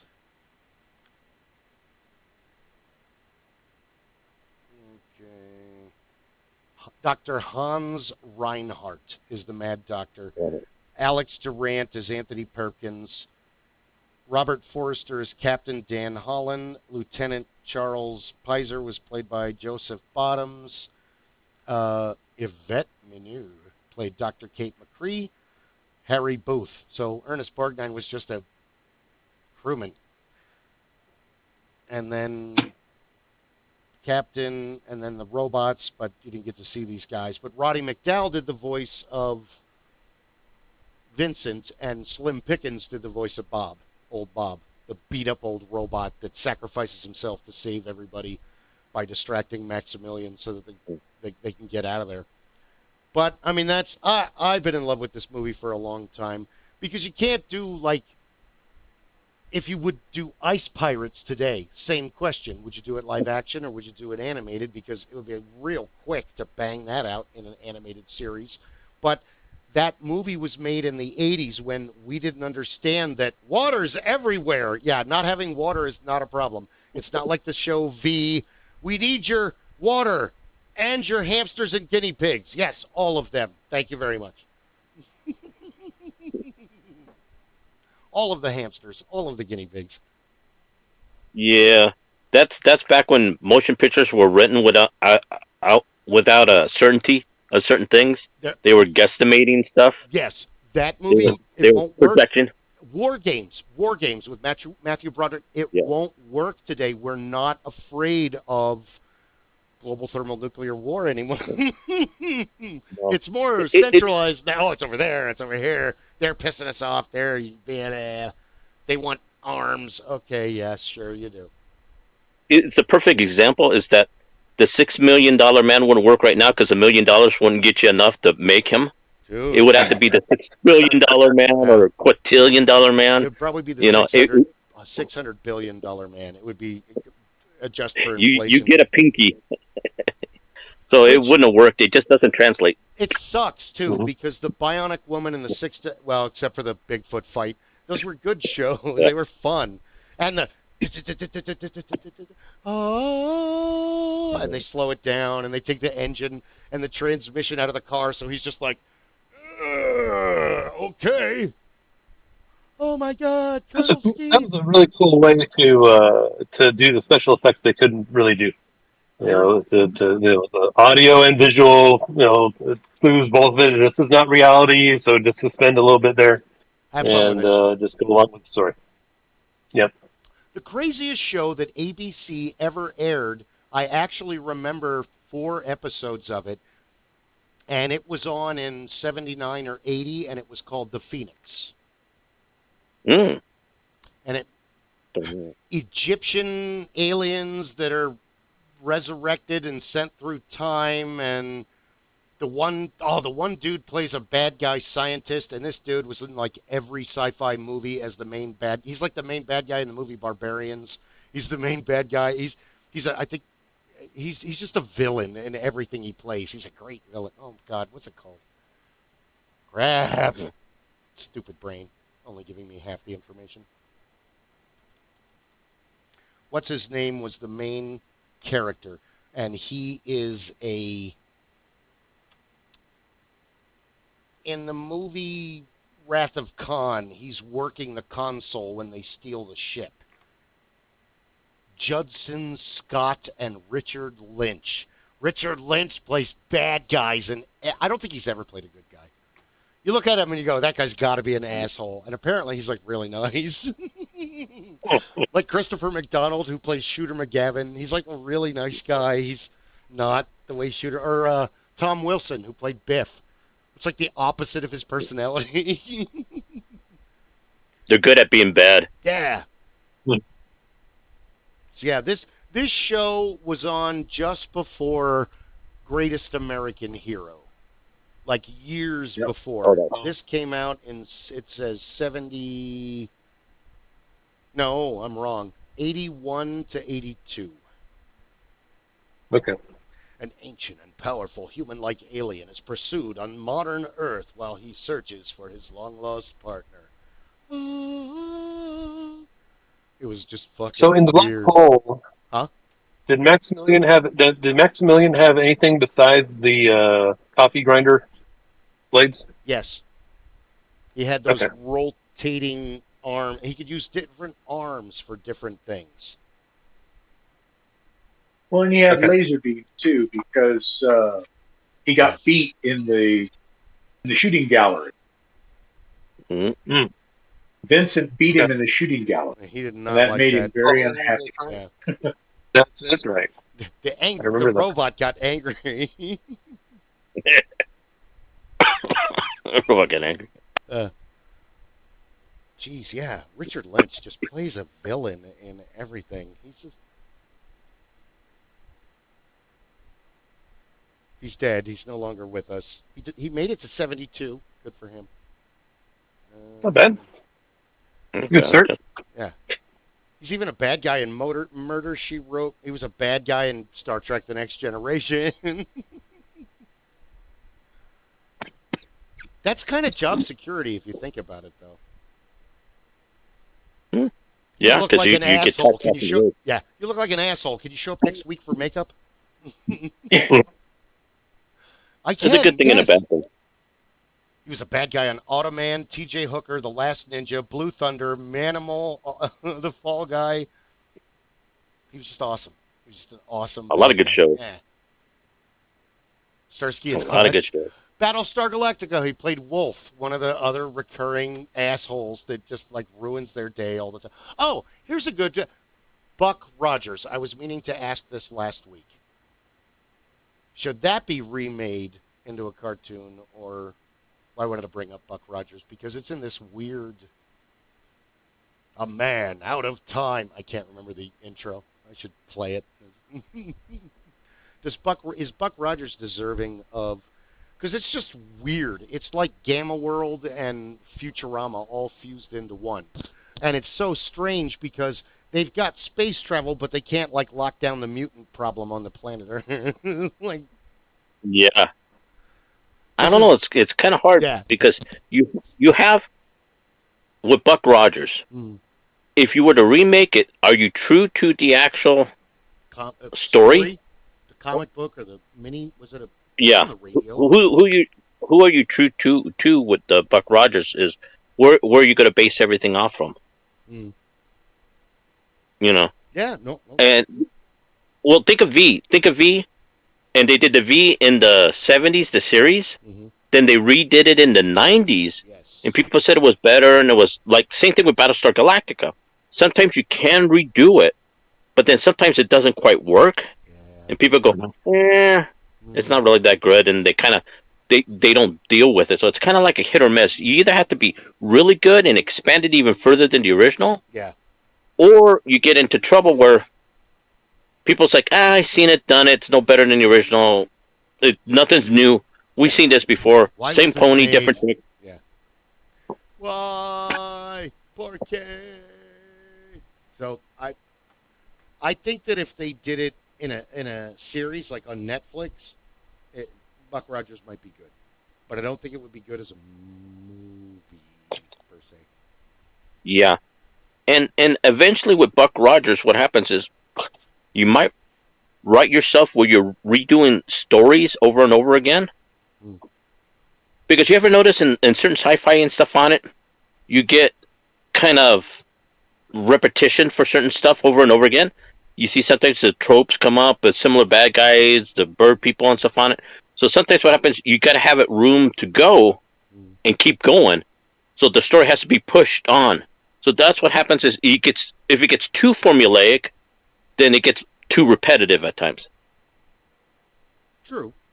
Yeah, but if you redid Buck Rogers, the one thing you would have to have in some point is you would have to have him walking through a scene or something with Duck Dodgers playing in the background. You would have to do it. Duck Yep. Dodgers of the 24th and a half century. Yes. Oh my God. He's just walking That's through funny. and go, what? He's familiar. I know that guy. Like that. One of the movie Maverick with Mel Gibson and Jodie Foster and was one of Alfred James Garner. James Garner, Alfred Molino, James Colburn, Graham Greene. But there is a part where he goes into the bank and the bank is being robbed. And he can't stop looking at the robber.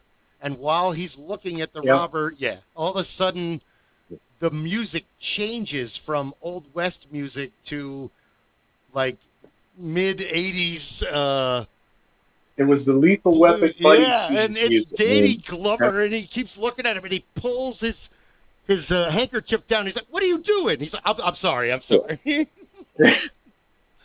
Because it's funny in a sense to the outsider, even though that's well played because you're not making it that is brilliant comedy because it's subtle, but it's right in front of your face at the same time.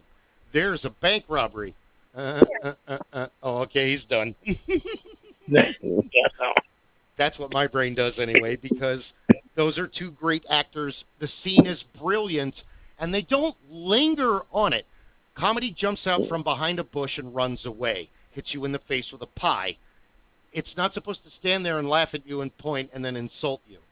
That's bullying. That's cheap comedy. That's pranks.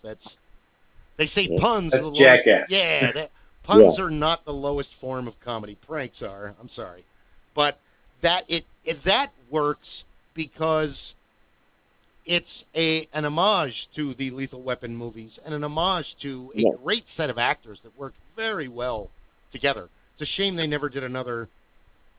It could have been the next Pryor and Wilder. Like I would have loved to seen not a sequel, but a similar story of The Last Boy Scout with the cast of The Last Boy Scout. Damon Wayans and Bruce Willis really had amazing on-screen chemistry where you wanted to watch them get into trouble and Bruce Wayne is going to save them, but you also know Damon Wayans is going to do something terribly stupid because he's not wise. He's totally out of his element, and that's what makes it brilliant. He's a fucking football player. He's not a private eye. Yeah. He doesn't know how to fight gangs. Well, the big thing with that, you come up with the other trope is not every movie needs to have a sequel with it because sometimes a sequel doesn't make sense.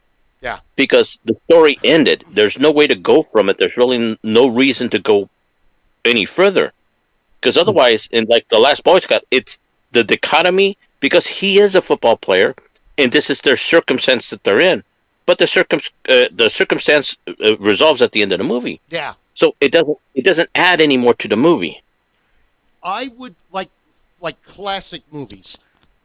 1987, The Princess Bride. You never need to make a sequel to that movie because excuse me. You actually hear at the end of the movie what happens. I have been in the revenge business so long, I don't know what else there is to do. Have you ever thought of piracy? So you know what happens. They stay on as the crew. Indigo becomes the next Dread Pirate Roberts. Fezzik probably stays with him because, dude, they're best friends. They're both freaks of nature, so they're going to stick together. Because Indigo, okay, Fezzik is a mutant because of his size and his strength, and people are terrified of him. Indigo is a mutant he's kind of a nerd. All he knows is sword play. All he knows is fighting. All he knows is that's why he drinks, because he's killed so many people. I mean, you can't carry that on. When you're an artist for the craft and you have to resort to shedding blood, that's going to leave an indelible mark. That's going to change his soul over the decades. So you know that he could pick up piracy, no problem. And it's already been explained. Oh, he just stayed on for the first year, all the time calling me captain. So Wesley already knows what to do. Yeah, there's no explanation beyond that. It's the story ends on it. Now, it's like I would love to see. Sorry, can I go off on a tirade before you answer me? Because I would love to see a movie series called The Dread Pirate Roberts. But that kind of cheapens it because what happens is it's just more of him, and you're going to be missing everybody else. Yeah, but it'll be Star Wars 1, 2, 3. Yeah, but then again, what happened? From the beginning, how did he start, and then how did he become? How did Wesley become the Dread Pirate? That could be an interesting prequel film to teach that aspect. You could also do Inigo and Fezzik in a similar fashion. Mm-hmm. So how did Inigo get? We know the story, but you didn't get to see how he learned and became Inigo Montoya. And where did he and Fezzik come together? So those could be 'Cause- interesting tales. I still think Princess Bride should be remade with the Muppets. I will stand by that. I will die on that hill. That's the only And- remake I will accept. Exactly. And Sweetums has got to be Fezzik. Fezzik. Oh, Period. anybody want a peanut? But in honesty, we probably get a Family Guy version of it before that. That's sad. But yeah, That's what we Gonzo, would get. Gonzo the Great needs to play Indigo, please. And then Kermit and Piggy, of course, for Right. you got to have that. And then But who would you have? Who would you have the eagle? who would have the what? The Eagle The- Muppet. Sam the Eagle, I would have as either Sam the Prince Eagle. Humperdinck or Count Rugen. Just for the comedic Yeah, factor alone. Count Rugen, I would love to see. That would be good. I have just taken 1 year off your life. You are all weirdos. Because they have to sneak that in because that's like one of his. Kermit, does this film have any educational value? Because Sam sucks. then- He's not a fun character, so you have to make him a villain. He can't. The Sam only other can never be a big hero. one. Who do you make as Miracle Max and Valerie? Good one. I'm kind of stuck on that one because naturally you would say, well, Bunsen Honeydew, but I kind of want to use him as the albino. I would use Baker as the albino, but We'll do Beaker's gonna be Rizzo and Beaker's going to be on the Brute Squad with Rizzo, and they'll be seen in the background. They won't have any lines, or they'll be like in the bar. Okay, you got to clear the bar, and then that's. I like your idea though. Rizzo Rat could really be a good Miracle Max, but who would be Valerie? Yes. Who could we make? The chickens. You could bring in a chicken as Valerie. Oh, that'd be perfect. And then Oh, Gonzo one keeps of- staring at her and staring at her.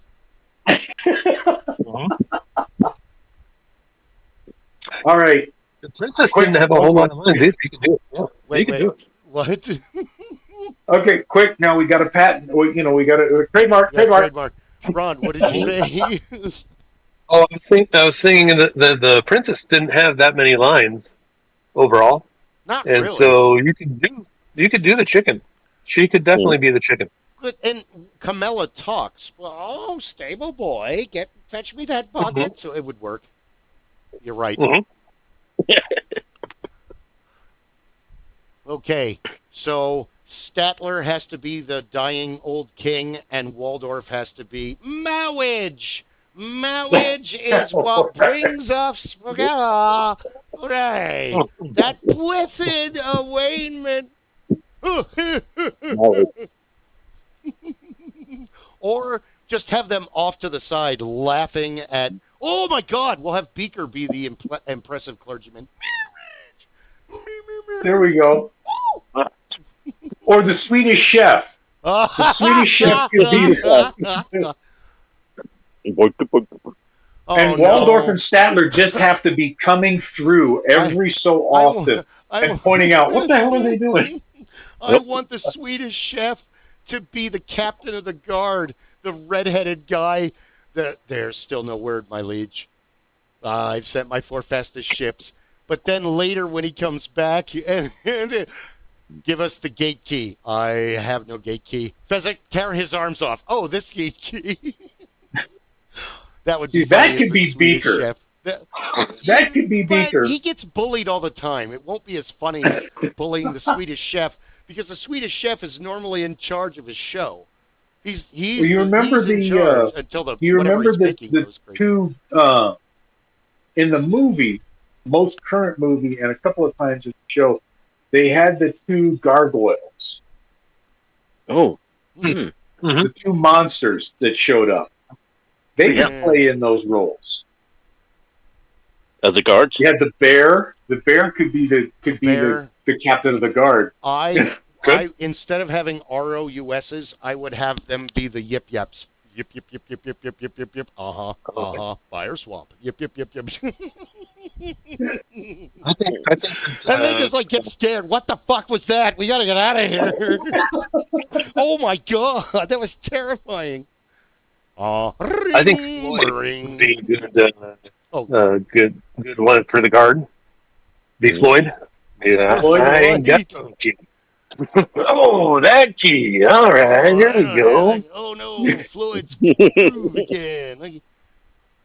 Oh, we're missing a total opportunity to have Janice be the princess. For sure, man. Will you hand me the bucket, stable boy?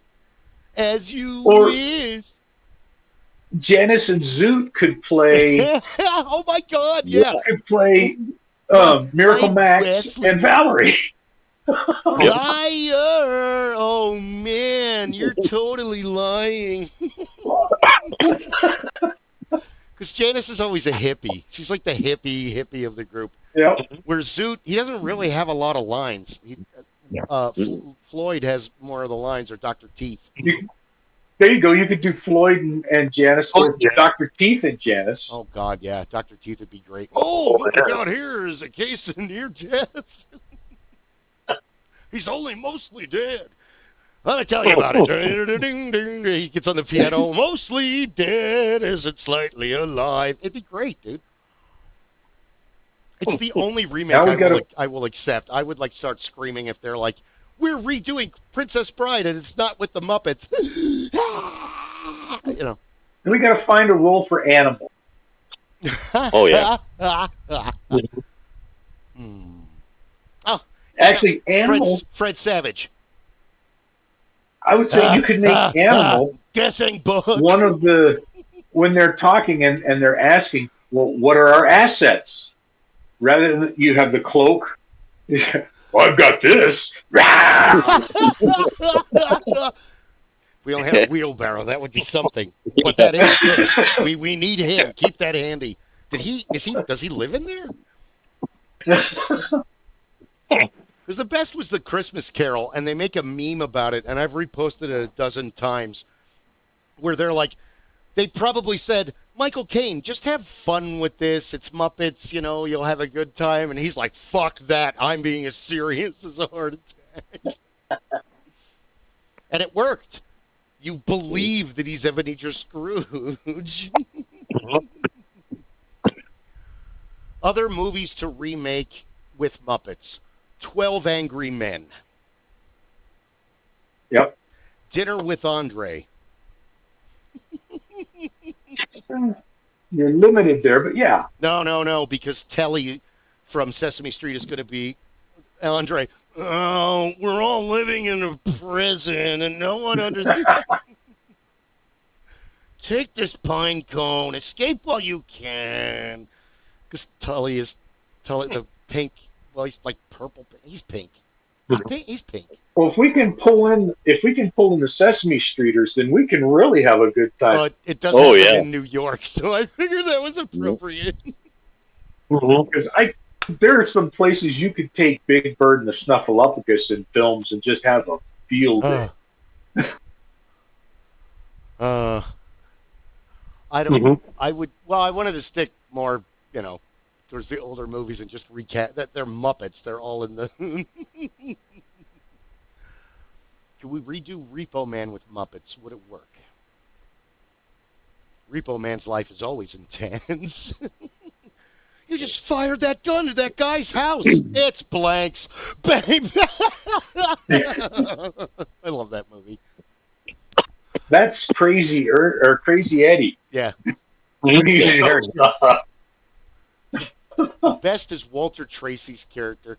You shouldn't drive. Driving makes people stupid.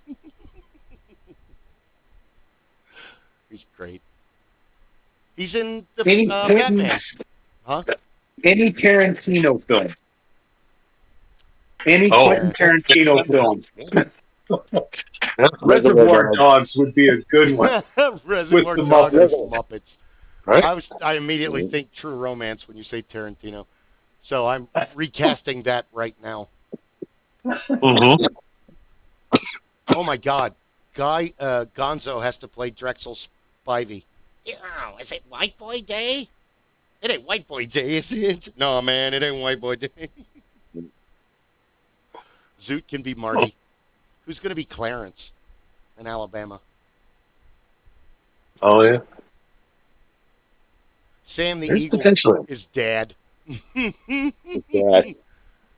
I know I stopped drinking. I don't even have beer. You are all weirdos. All you Italians are all weirdos. All As he tells us, those weirdos. Sicilians, Yeah.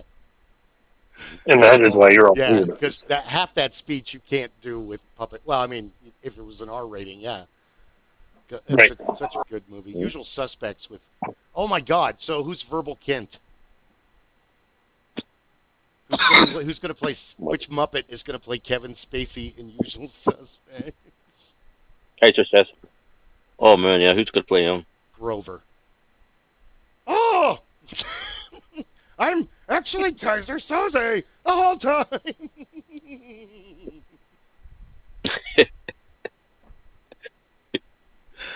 They have to have Fenster played by the Muppet that always wanted to sell Ernie numbers. Hey man, you'll want to buy an 8. I'm sorry. Give me the car keys, motherfucker.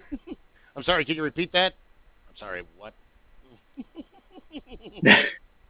Bert and Ernie have to be police officers. Oh my God, yeah, they have to be Chaz Palminteri, the two main, Nick Tortelli and and the guy from the Bronx movie. And you gotta have the Snuffleupagus in as one of them. No, Snuffy will be like part of the story that he makes up while he's looking at the board, like Redfoot and all the, Snuffleupagus will be one of those characters where none of that information is real. It's all made up bullshit.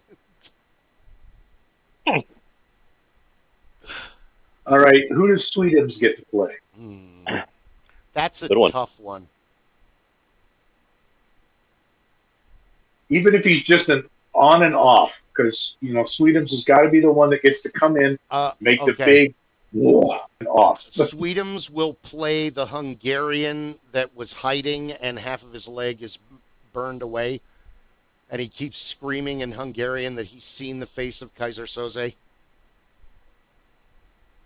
Kaiser Soze! But it's Sweetums. Kaiser Soze!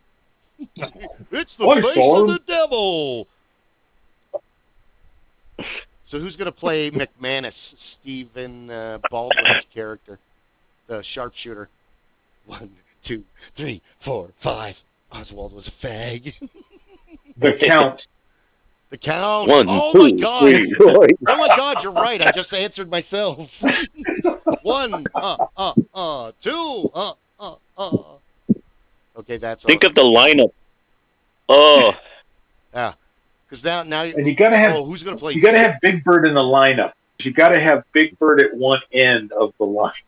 Who's going to be Big Bird should be Kobayashi, the lawyer. The one that comes in and hands them all their dossiers. I'll only castrate your nephew in Arizona.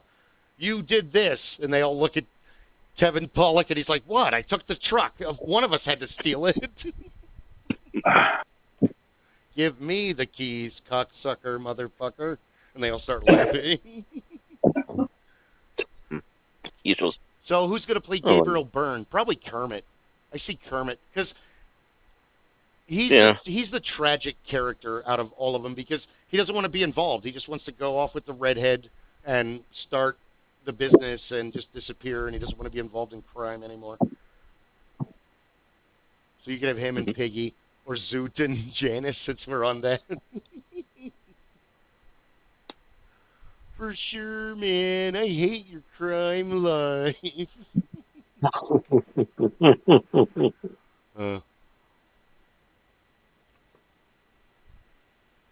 Because even with true romance, I think you would have the most diverse cast because you have like 4 plots going on at the same time. So you're going to need to cast Sean Penn and the rest of the cops. You're going to need who are you going to have play Christopher Walken's character? I work for Blue Boyle. I know perhaps you've heard that name.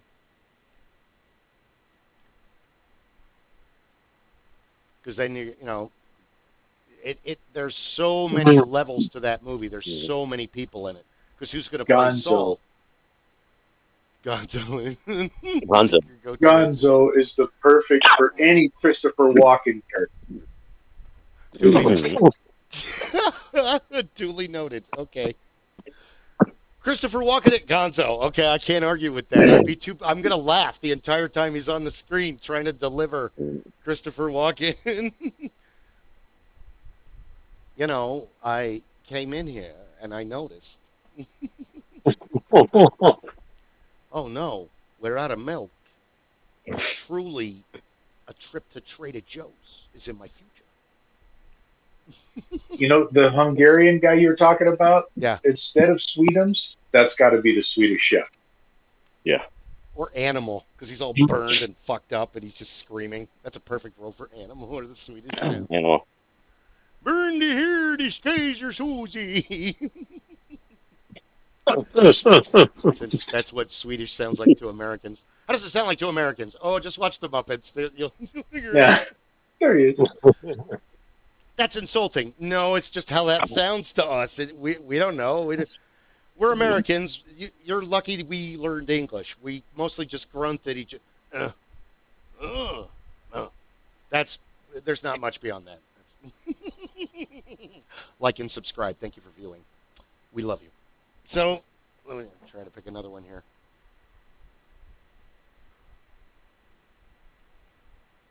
So, we're going to do the Goonies. Oh, man, that'd be a good one. Sweetums is going to play Chunk. Because Sloth. No, that's too easy. You got to give him an actual role. I don't want to do Truffle Shuffle.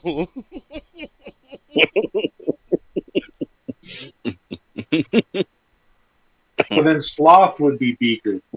Oh, God, that's perfect. Oh, man. He doesn't speak much.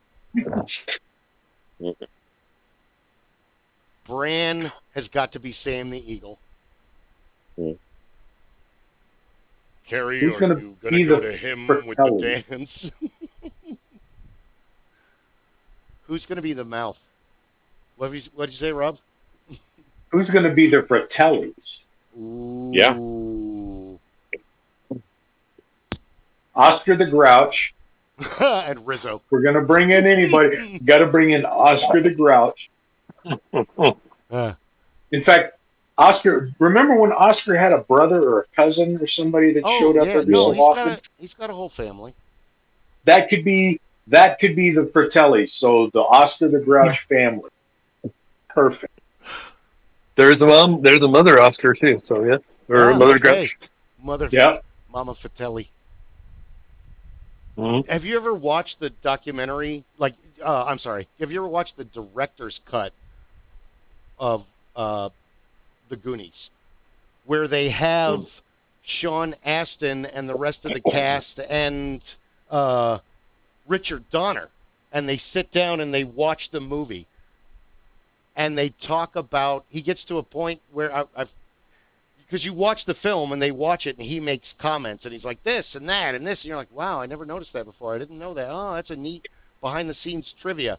So apparently the guys that played the Fratelli brothers, Joey Pants and the other dude who played the Bond villain, they were really like that on the set. They were constantly like letting the air out of each other's tires and doing like horrible pranks to one another to stay in character. So Richard Donner's like, guys, Jesus Christ. If you take all the air out of his tires, he can't make it to the set. How are we going to shoot the scene? So apparently, and then Martha Plimpton, which would be perfect for Janice, they had a tutor and a trailer that was their school because they're all kids. They needed to, keep up with their schooling for normal life. So she tells a story where Corey, where she's in there and she's trying to be serious, and she just, cause she's older, and all of a sudden Corey mouth comes in, and she's like, "What are you doing?" And he's like, "What are you doing?" And he just starts mimicking her, and she's like, "Just stop, please." And he won't stop. It escalates to the point where when the teacher walks in, she is slamming his head against the desk. There's only two of them in the room, and he is just laughing methodically. Damn, Corey. That explains a lot. Yeah. He's His just later like, life is now explained. She's like, "Fucking leave me alone, stop it." And then she's like, "Kid, oh my God, children, no, stop that. You're all famous actors, knock it off." I loved her in Parenthood. Well, if he thinks I'm going to have his baby, he's out of his mind. Baby? Did she say baby? She said baby. That would make me a grandmother. Technically, yes. No. Grandmothers sit around and talk about the Depression and crochet. I was at Woodstock, for Christ's sake. I peed in a field. And he looks at her and he's like, "I was there." And she's like, "Yes, I swear you look familiar." Ron Howard. That was one of his first movies. Mhm. That one is a hidden gem that you ask people today. Have you seen the movie Parenthood? Well, I don't even know what that is. It's John Wick's early year. Because, damn, Joaquin Phoenix is like, what, 10, 11, 12 in that movie? "Hi, Gary. What are you... That was Joaquin Phoenix? Yeah.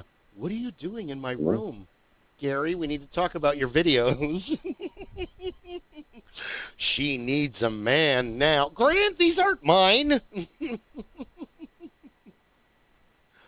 The best is all of the... Steve Martin and Mary Steenburgen are like the perfect couple on screen. And just to watch them together and to see them interact was just I really wish they would do more stuff together. But the entire interaction with them after she's pregnant with the fourth child, and then he goes back and he talks to his father, Jason Robards, and he's like, "I should have never had that fourth kid." And then Tom Hulse is like, he's a mess. Like, he owes the mob money. He doesn't work.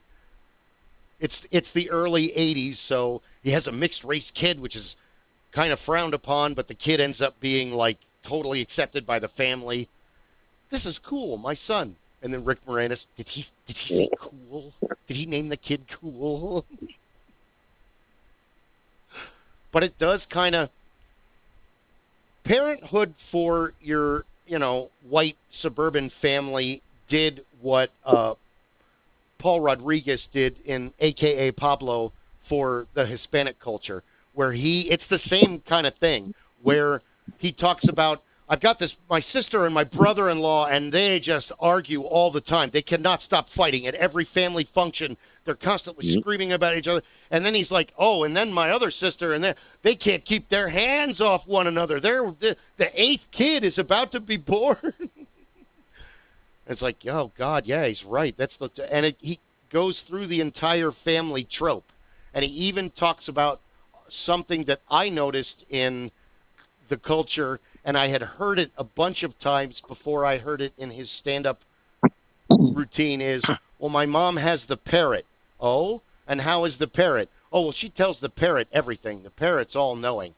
"Well, what does the parrot know? What does the parrot know? That she really doesn't get headaches."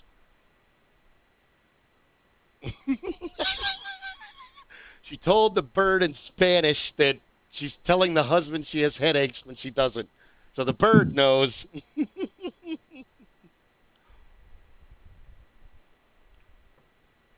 I always thought that was hilarious. "Tell me more about your family." "No, I came on air to publicly apologize." "Why?" "Because if I say anything bad about them ever again, all 17 of them are going to pile into the Chevy and come after me."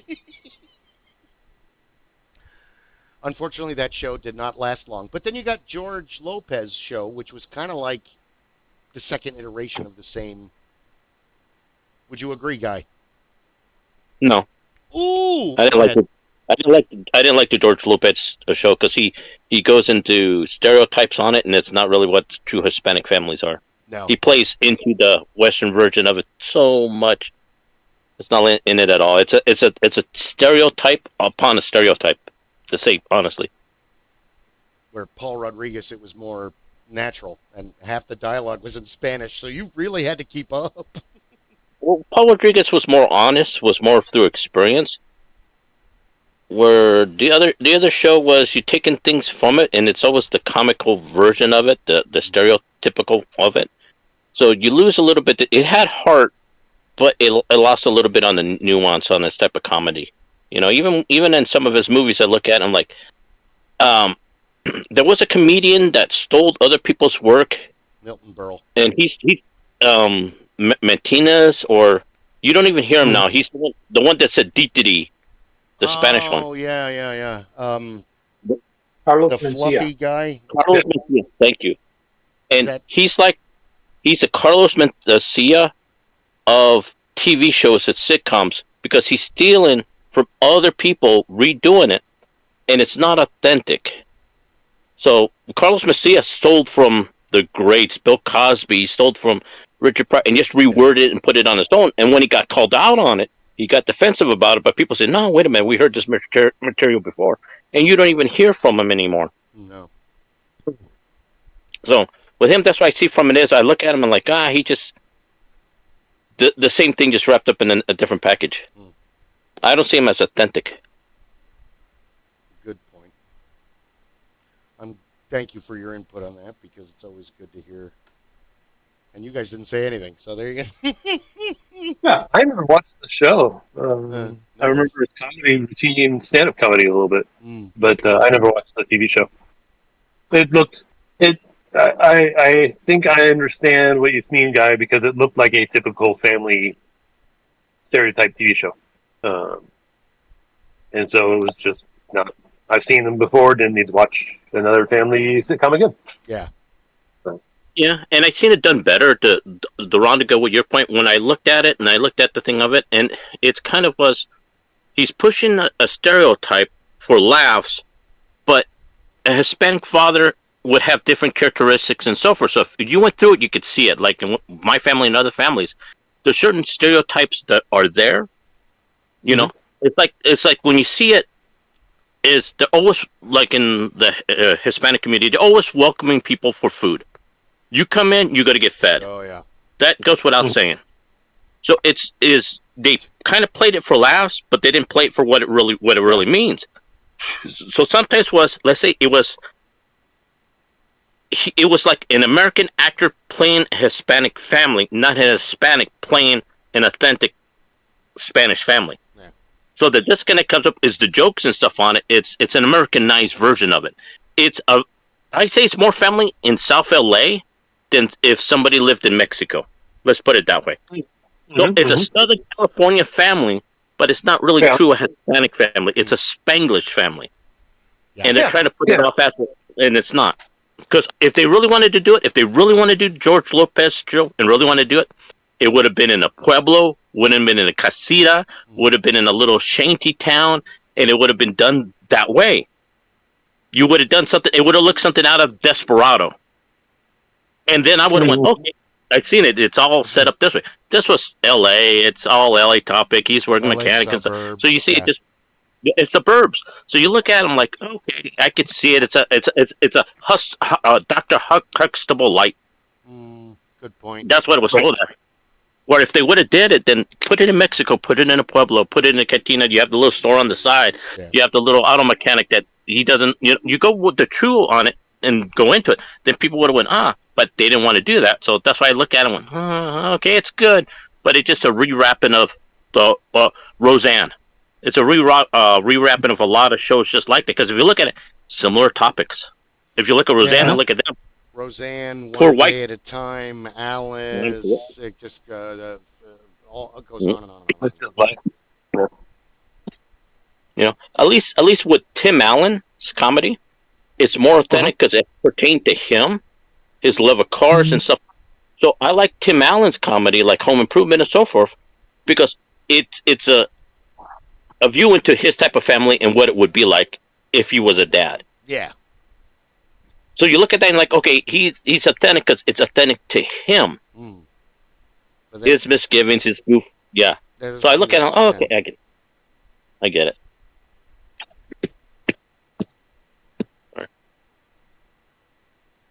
That's it. There's a lot to be, yeah, because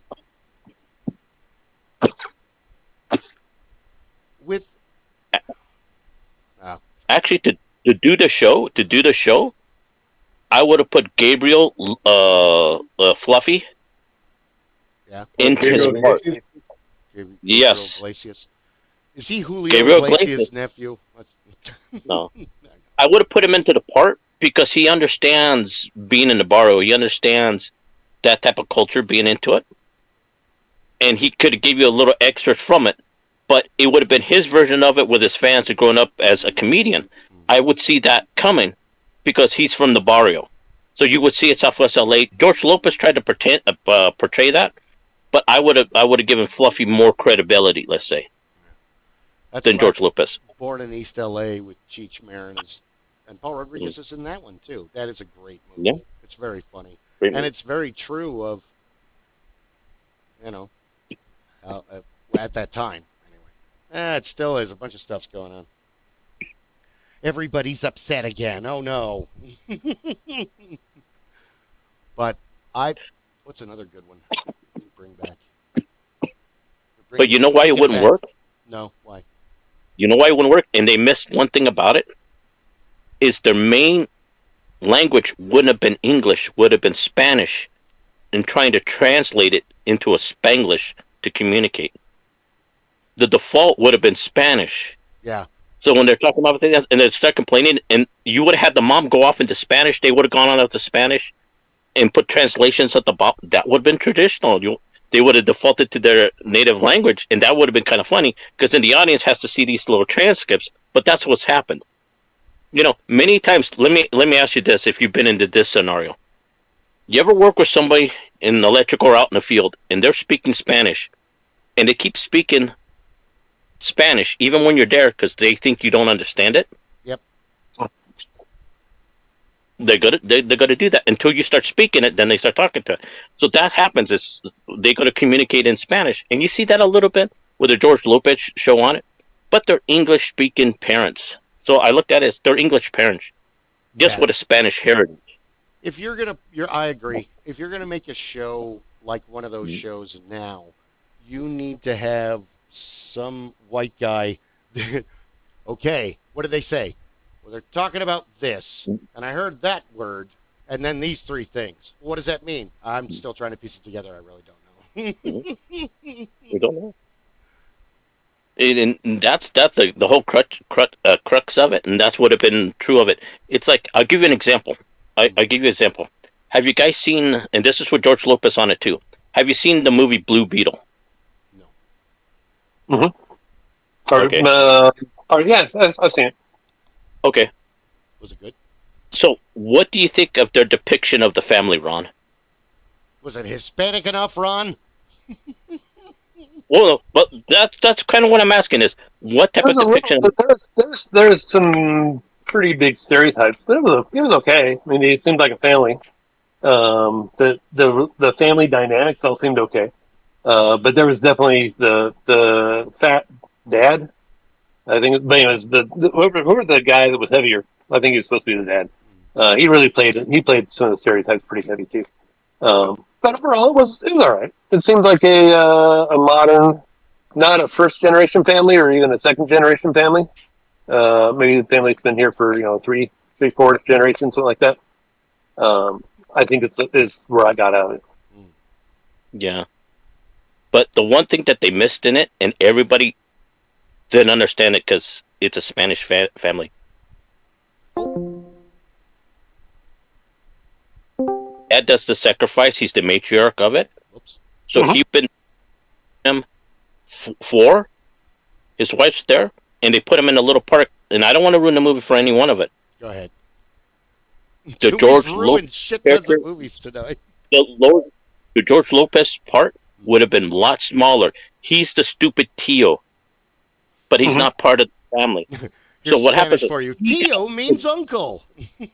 he got the dad's part, and that's where I looked at and went, that would never happen, because you have the male that's in there, the mom's there, so it's a tight knit family. They would have rallied together.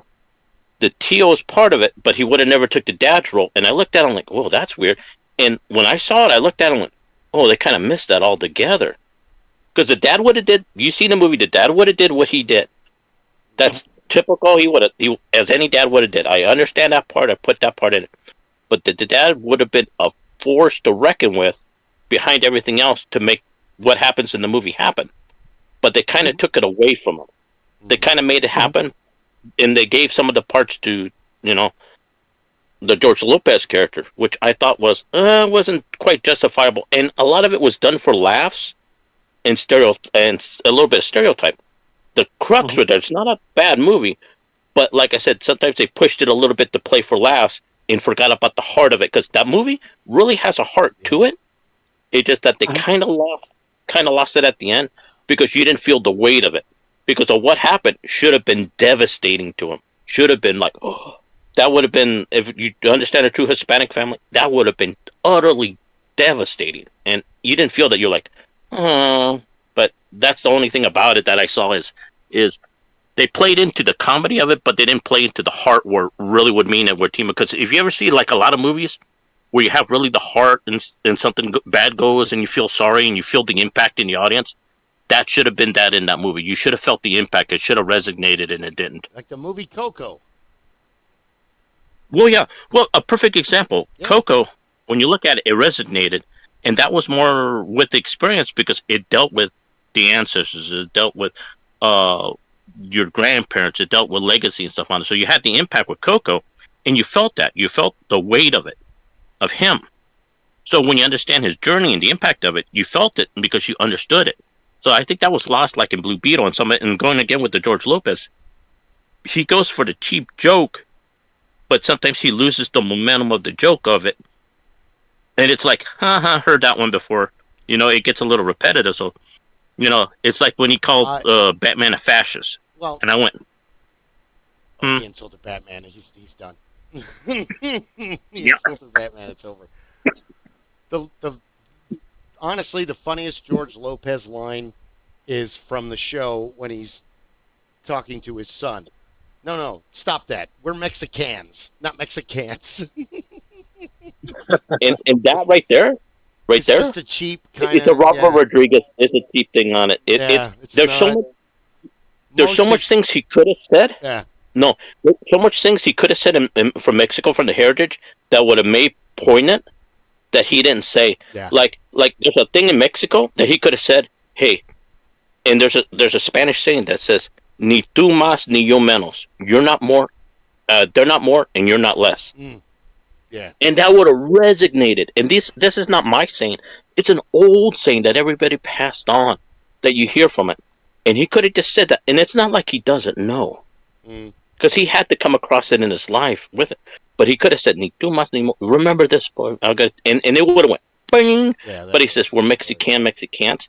Come on, we heard that. And, Once Upon a Time in Mexico. Yeah, it's not a top tier joke. It's a mid level, and then you're on to other stuff. Where he did that, he could have made a bigger joke with it, but it would have made a poignant point of it. So it's kind of like, it's a joke you heard before, because that Mexican joke you heard before. Yeah. It's not a new joke. That's why I told him he's kind of like that comedian. It's regurgitating that same old joke, because he didn't do that joke. Johnny Depp did that joke in the movie. Yeah. And Once Upon a Time in Mexico. Yeah, he did that joke first. Pull that one out. You've got to at least make that linkage if you don't want to get called out like is happening with this. So if you're going to do that, then you've got to bring in somehow that linkage to acknowledge this is where it comes from. It's not that it's an old saying or it's an old idea. This is a modern take, and this is where it came from, and now I'm making it so that it's palatable to this white audience, general audience, as opposed to playing to the traditional audience, which to Guy's point, they should have gone that way. And then you could have had somebody say, well, what is that?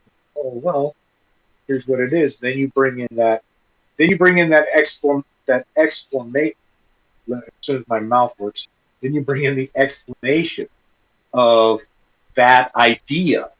And now you can carry that, and everybody that doesn't understand that from a family trait now gets to understand and say, oh, there's something like that in my family. And that's where you draw all of the audience in a better fashion.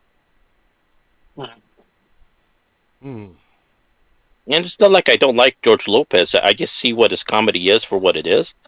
And he what's that saying? And I'll use this analogy. He's stepping over quarters to pick up dimes. And that's so true, because he goes for the cheap joke instead of letting it linger and just saying what he needs to say and letting the conclusion where everybody comes up with the idea become the joke and become the factor. Yeah. Where he could do that, and that's where it cheapens him a little bit, because I look at him, he could become a quick sage with his quips. Nothing wrong with that at all. No. But sometimes you look at it and you kind of deflates the balloon and you go, oh, okay, I see where this is going.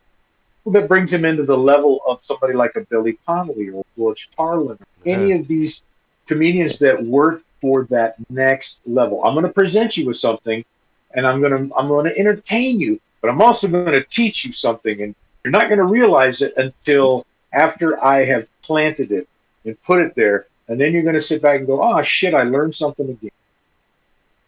Yeah. So, Guy, who's somebody that's doing that well? Like in for Hispanic comedy and so forth. Yeah, so George Lopez is just going for the cheap stuff. Who's somebody that's doing a good deep, or not necessarily deep, but a good, authentic. Oh, that's a good one, because you have ones that have shades of where you could see the experience and go through it, but they're not pandering. Like Pedro Pascal has some good points to it, but he can pander. So I see some good stuff with him, but because he uses it as a crutch, it's a little bit of pandering. A good question would be, okay, a good actress that you would have would be like Salma Hayek, because when she goes into it, she's the mother. Yeah. Sorry. Salma Hayek, because you believe on it and the experience is there, and she doesn't belittle the experience, but she understands the quirks and the funniness of the experience of going through it. But it is the experience. So when you look at her, you give her, it's got the gravitas. Antonio Banderas is good if you take the mask of the sex symbol of it when he plays himself. That you could see it, like when you see his telenovelas and some other stuff, you could see it in there. And it becomes more honest on it. Because what happens is sometimes you get wrapped up in the action hero or the damsel in distress that it's a mask off what it is. So, like, I can't remember the movie, but when it had Selma Hayek in it and the guy who played Chandler Bing's, I forget his name, he recently passed away. And it's Love Conquers All, where he marries a Hispanic and they're having troubles between, because she's from a Spanish family, he's from an English family, and they're going back and forth for the love story. That covers a lot of topics and stuff that is kind of true with a mixed marriage, racial marriage. And it's funny, but it was really down, because a lot of that stuff were people that understood that in my family and other families went, oh yeah, that happens. So I looked like, okay, whoever wrote the story experienced it, it portrayed it on screen like it is. So you have actors that I can't remember the other actor. There's one other Hispanic actor that's pretty good, but he's not typecast just into Hispanic roles. But when he does play it, he plays it more legitly, like what would happen, what you would see. And I'm trying to remember the movie it is. He's been in the Fast and Furious. He was the villain in Fast and Furious. He played in what was it, Sicario, and some other movies like that. And he doesn't always have a big part, but the parts he plays, I can understand the roles he plays them in and how he looks at it. So there are actors that are out there, right there, that are pretty good with it. Yeah. Now we replace them with Muppets. But we can't go too far on this. We don't want to remake the song "Every Sperm Is Sacred" with Muppets because that's just gross. No, that's just gross. It's funny as hell, but it's gross. Well, thank you. I just thought of that distant now. But it's interesting that you said that, Ron, because it happens. It's like Yeah. it's like you wouldn't want certain Irish people always come in. You have certain movies that are more authentic to it and really what happened. Then you have like a absurd version of it. Yeah. What I could say, Well, and it. the problem with the term Hispanic is like saying the term Caucasian or European. Because, dude, it's a lot more diverse than that. Cuba, Puerto Rico, Guatemala, Panama, Colombia. They're all different. They all have Brazil. They all have different cultures and different stuff. And they don't all get along. Oh, my God. At work, we have Cubans and Colombians that just don't fucking like each other. And ladies, just clean the rooms, okay? Okay? So it's human. Brazil is one of the most interesting melting pots. A good friend of mine, born and raised in Brazil, his parents were Korean. Really? And But he he's speaks Brazilian. he speaks 5 languages. Whoa. And he came to the United States as a young man, moved to New York City. So where was he able to go in? Well, he was very comfortable, obviously, in the Korean community, but he was just as comfortable in the Brazilian, and he said he could easily transition into the Puerto Rican, into the Guatemalan. He could work with all of these people, but he did well with the South Americans, and he did well with the Koreans and some of the Asian groups. That was to talk with him. That was an extraordinary upbringing to learn about. He and his brother came through a lot of things in that upbringing. So, to Guy's point, there's a lot of really, really extreme learning that goes into that kind of an understanding. And I can only think about it and try and get a small understanding by sitting at the feet of a master and listening to the tale. Oh yeah, it's like what Rob said. Ron said, is that a lot of people don't realize there's a lot of Asian aspect to it, because when you look with the Hispanic culture and look at it, a lot of it is Native American, a lot of it because of Panama, because of that. You have Indonesian, and you also have Asian culture that's mixed into it. You see families that are actually mixed, that you Pacific have what looks like an Asian father and a Native American woman considered Mexican or Hispanic. So when you get to that, you see families that are like that, that are kind of mixed, and you have like a blending of culture. So it's kind of funny because each one has their little nuances and stuff with it, but also works into the family. It's like I'll give this an example and see what you guys say. Okay, do you guys know what the chancla means when I refer to the chancla? I've heard that before, but I don't remember. Sorry, go. Okay, the chancla, any Hispanic would know because of their mother is a form of spanking, form of discipline. They will take the chancla and chase you around with it, and it's kind of a threat, like the boogeyman. You will get hit with it. So if I make a joke, oh, here comes a chancla, you would not understand that reference because it's like somebody taking off their slipper. But you ever see it in a movie where the lady comes up and throws the chancla, hits the daughter that's running away, or some lady takes the shoes and starts beating on her husband? That's the chancla. That's the reference. So anybody in like stuff will recognize that reference. Will see and go, "Oh shit, I know what that means." Because it's part of it. Well, that's also a universal thing. That was in Eddie Murphy did a whole sketch on that. Yeah, I used to see that on the res, and I used to see that in the Italian side of my family.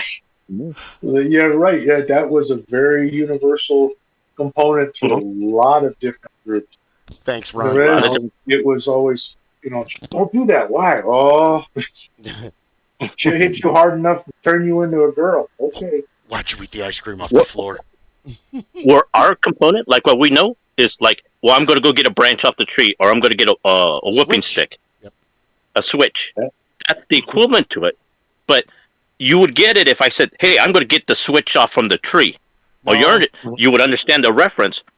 I With a chancla for other people would understand that reference. my mother, Mhm. Bill Cosby, and Bill Cosby himself, when he talks about his wife grabbing the yardstick like a samurai warrior and yelling, "I have had enough of this," it was like he was looking into our house. Oh my God. My dad couldn't stop laughing the first time we saw that on HBO because, yeah, that's pretty much how every night is. I didn't listen, and I antagonized Beth and Marie, and I got punished, and I was the problem. Mm. And it's the little nuances. With any type of family and any type of culture, you got the nuances. And it's kind of like a hidden joke. If you know, you know. If you don't know, well, you can find out. You're So about to it's like hear the jokes. yelling. Yeah. So the joke is, if you don't know, when you find out, it's going to be funny. Because you're going to ask somebody in the audience. It's like a comedian says, "Oh, about 50% of you got that. The other 50 can tell the other 50 what they missed." Yeah. Right. Yeah. You know, Child abuse is wrong. Like and subscribe. like it's a script. Yeah. So that's the thing with it when you get with it when you see like true portray when they present it to people, when What they is it present again? it to people. The juggler? No, It, that's not right. no. Say it again, What I please. found out is that sometimes what happens, like George Lopez portrayal, it's always the same type of Hispanic. So when you look at his movies, you look at it and it's like with Rodriguez, he can change up different type of Hispanics, Mm, but George Lopez can't. that is true. He's the same stereotypical. He cannot change it up. Where you have different types of one. You have the vato. You have the one. Cholos. You have to. You have to. You Here, have here. I'll cholos, give you. man. What are you doing in our I'll, neighborhood? I'll give you Leaving example. now. I'll give you a couple examples, and this is gonna make you laugh. Okay. Mm. The first one is the cholo. Yo, man, what's going on? Hey, I got something for you. He's the cholo, the gangbanger. Always gonna be like You that. gotta You have know, the I come from South bandana Carolina. and the socks and the. Yo, what you talking about my mom? Hey, Vato, what you looking at me crazy eye? You get that type, right? Cabron You is an get, insult. I found that out yeah, recently. yeah. Whoops, Then you at get, work. then you get, then you get the stoner Hispanic, and I blame Mhm. Cheech Marine for this. Yo, it's a former cholo, but he's always, Former Cholo. it's a cholo, but stoned out of his mind. He's the bum. He's too He's gonna high for sit there and just go, gangbanging. "Hey man, what's going on? Hey, how's it going? Hey, what's going? Hey, mamacita." It's all that stuff. It's all that stuff. Then here's There, the other one. yeah. You guys, Yeah, there is a term for a Mexican hillbilly. Like if you're way out there in Sonora or Chihuahua, and the guys live like out in the sticks, and there is a, I can't remember how it sounds, but there's a literally a derogatory term for it's like you guys are no better than us. God damn it. Okay, yep. hillbilly, redneck, you know. Those are a ranchero and There you go. caballero. There's two different types. The one Caballeros, with the hat, the cowboys. one with the hat, the big The pointed belt boots and stuff, buckle, and the striped you know, shirt. They're always dressed nice. They always have new shoes on, and they're driving and a crappy pachucos, truck. I love those guys. like that, with everything on it, with every AutoZone Yeah, thing you can buy everything. on it, Lights and everything on it. sticker. STP. Okay, I love it too. And you hear on the radio, vamos a tocar música puras trancazos. Bum Boom, boom, bum boom, boom, bum boom, boom, bum boom, boom, boom. bum No. bum bum bum bum bum bum. Conjunto music all has the same bass line. Dun dun dun. Corridas and all that. Corridas. And what do Then you have the the other goats of one. the north and tigers of the east? Take it easy. I love their Then you names. have the other stereotypical one. It's kind of like the college student. They're Hispanic, but they know nothing of the culture. They speak perfect English, and they don't know nothing about nothing. Most of them don't They, speak Spanish, and they Hispanics come don't up to them and they're like, "Hey, qué pasó?" And they're like, "I'm sorry." And then I don't know. Yeah. the worst part of that is Hispanics get mad at other Hispanics for not being fluent in Spanish, which I've never had a German person or an Irish person be mad at me for not knowing those languages because, well, we didn't speak them around the house growing up. Guy, I would go so far as to say, from the people I've met and worked with and hung out with, that the mindset behind that is my son's an American, so I don't want him to learn Spanish. And then that kid gets to be about 20, and that mother goes, oh shit, I did my kid a disservice by trying to force him to be an American. Now he's lost out on this entire nation that, dude, we're not only side by side, we're intermixed. You can't go anywhere in this town without hearing. Well, it's like the term gringo, which they talk about a white person or whatever that doesn't know Spanish. Well, you can get a Hispanic person of heritage that doesn't know nothing about it, and they get put into the same type of category. They're like a gringo. Oh, you don't know our culture. You don't know. You're a foreigner. You're there, and that's what happens. Is sometimes they won't talk to them because they can't talk to them. They don't understand it. They don't understand enough English Spanish to speak it. And the people speaking Spanish don't know enough English to speak it to them. So they just kind of like, we're not going to bother. Which is really the plot of Born in East L.A. with Cheech Marin, because he gets picked up. He's an American, but he gets deported, and it's even in the song. People talking so fast I couldn't understand. Because... But he understood that because he lived it. Yeah. And he understood the economy. English it's a slow language, and it has a lot of pitfalls, cul-de-sacs, and really weird team-ups, where Spanish, German, Italian, French, all of your languages that kind of sprung from Latin, not directly, but in a sense, they flow faster because you have less words to say the same thing. And you have the male and female connotation, so you don't have to spend the extra part of that going, John... Well, she's Johnny. We call her John, though. It's more of a flow of ideas. Yeah, it's totally different. And not being bilingual, but watching people speak in Spanish all the time and then watch them. It's funny because there's always that, like, oh, well, you don't speak enough English and that. Dude, they have to dumb down to speak English. They have to slow down and, like, use... is and it's and at and all these other words that just don't fucking exist in Spanish. Yeah. Well, it's a funny dichotomy because you'll see it like if Ron, if you've ever been on a work site, if you've been on another site and so forth, and you got different workers and stuff with it, is that sometimes even people of other languages, I've seen it with other people language who do this, will say a joke in their language, and they'll be like, it'd be hard for you to understand because you don't know that language. Right. But knowing a couple of different languages, I know the joke, and so sometimes I get even me myself, I'll get put into a situation where they don't address me as they don't see me as Hispanic because I'm speaking fluent English. To them, I'm not on the radar. Then all of a sudden they'll say something, and I'll start laughing. I've had this happen so many times. I start laughing, and they'll turn around. They'll turn around to me and go, and I've had this said to me, and I had one guy point at me and goes, "Mira. Ese güey sabe español."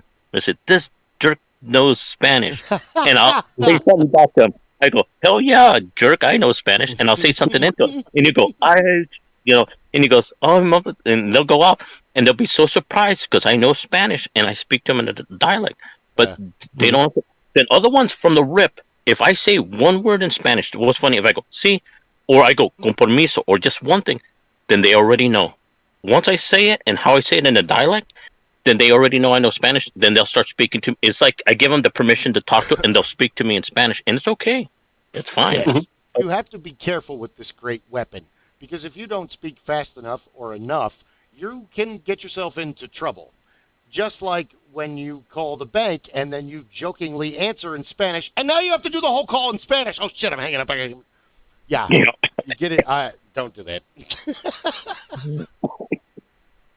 Because they'll automatically launch onto it. Well, that's what happens is they just go. And now you're like, okay, rojo means red. Casa means house. What was the rest of that? So, yeah, don't pretend you know how to speak Spanish if you really don't know how to speak Spanish. You don't. There's a tip you open the floodgates at that point. Yeah, tip from the council. Don't do it. Don't do it. It's better off that you keep you dabble the words in it a little bit. It's better that you speak English and try to dabble the words than trying to put off that you do, because they're going to challenge you on it. If you come up and you say a sentence, if you come up and goes, ¿Dónde está el baño? Then think, okay, you know enough Spanish. and they'll say it to you in Spanish, but you go, "Where's the bathroom?" or "Donde?" Like Or you you're just go trying to figure it baño out. and you start pointing around and they're like, "Si, si, Yeah. baño." Okay. Because, yeah, you don't want to. I think what's worse is never be like, well, I don't know any Spanish. Just like listen to one of their conversations and look at when they're done and look and go, you know, what is it? Zanaraha. I used to know the word for carrot, and it's written in the word. And the word carrot in Spanish is awesome. It's like Zaraha. What is it, guy? Begins with a Z. It's like Zarro. It's like, why the fuck is it like to sound like a weapon in Spanish, but it's like carrot in English. Like, here you go. Here's your carrot. No, You have a lot. You got a lot of things in the language and stuff, and it's the little nuances like in any type of language and stuff. However, once you learn a different language, like if you learn French, if anybody knows a different language, you get an ear for it. Like me, I don't speak Portuguese, but I can understand it. In Brazilian, I can understand because it's similar stuff with it. Zanahoria. That sounds like you're about to kill somebody. It means carrots. Zanahoria. Sorry, guy. Didn't mean to cut you off, but no, that's okay. But what happens is you get an understanding, then you get kind of a little respect, like a nod, going, okay, he understands. So it's like, a little bit. Horror means carrots, and they're like, "Oh, good," and then they're all amused with you, and that's okay. My father used to do that because he spoke Italian. We would go to Mexico, and he would sit there and he would speak Italian to them.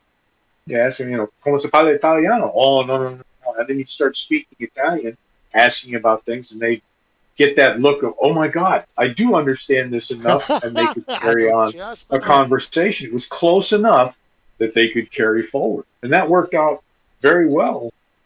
Many, many times we got the opportunity to see and do a lot of things that we wouldn't have had if he wasn't able to do.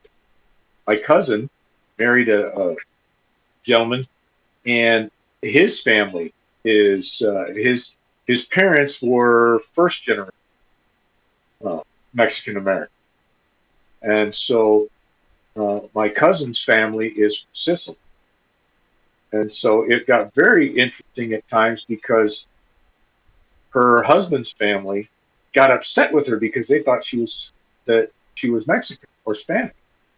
And they would get upset, like you guys had mentioned, because she couldn't speak Spanish, and so she would throw a little bit of Italian that she knew out to kind of try and bring people back around. It's like, no, I speak this, not that. Sorry, I apologize. It's close. Dude, yeah, it worked. Like, I'll give you an example. I was at Rustler's Roost, and we were celebrating my mom's birthday, and I had a Korean guy come up to me, a young kid, nice kid, come up to me and ask me if I could take a picture of his family, him and his family. So I said, sure, no problem. I walk up to the family, and it looks like a modern day Korean family with a regular, but they kind of look Hispanic grandparents. And I looked at them, and I just waited a second, and I said, okay, how would you like the picture? And I heard the grandpa say something to the mom in Spanish. Then automatically I switched up. I said, hey, vamos a sacar una foto. And I started just talking, and all of them started talking automatically. So I heard that, I said, okay. Bueno. Yeah. And I was like, oh, okay.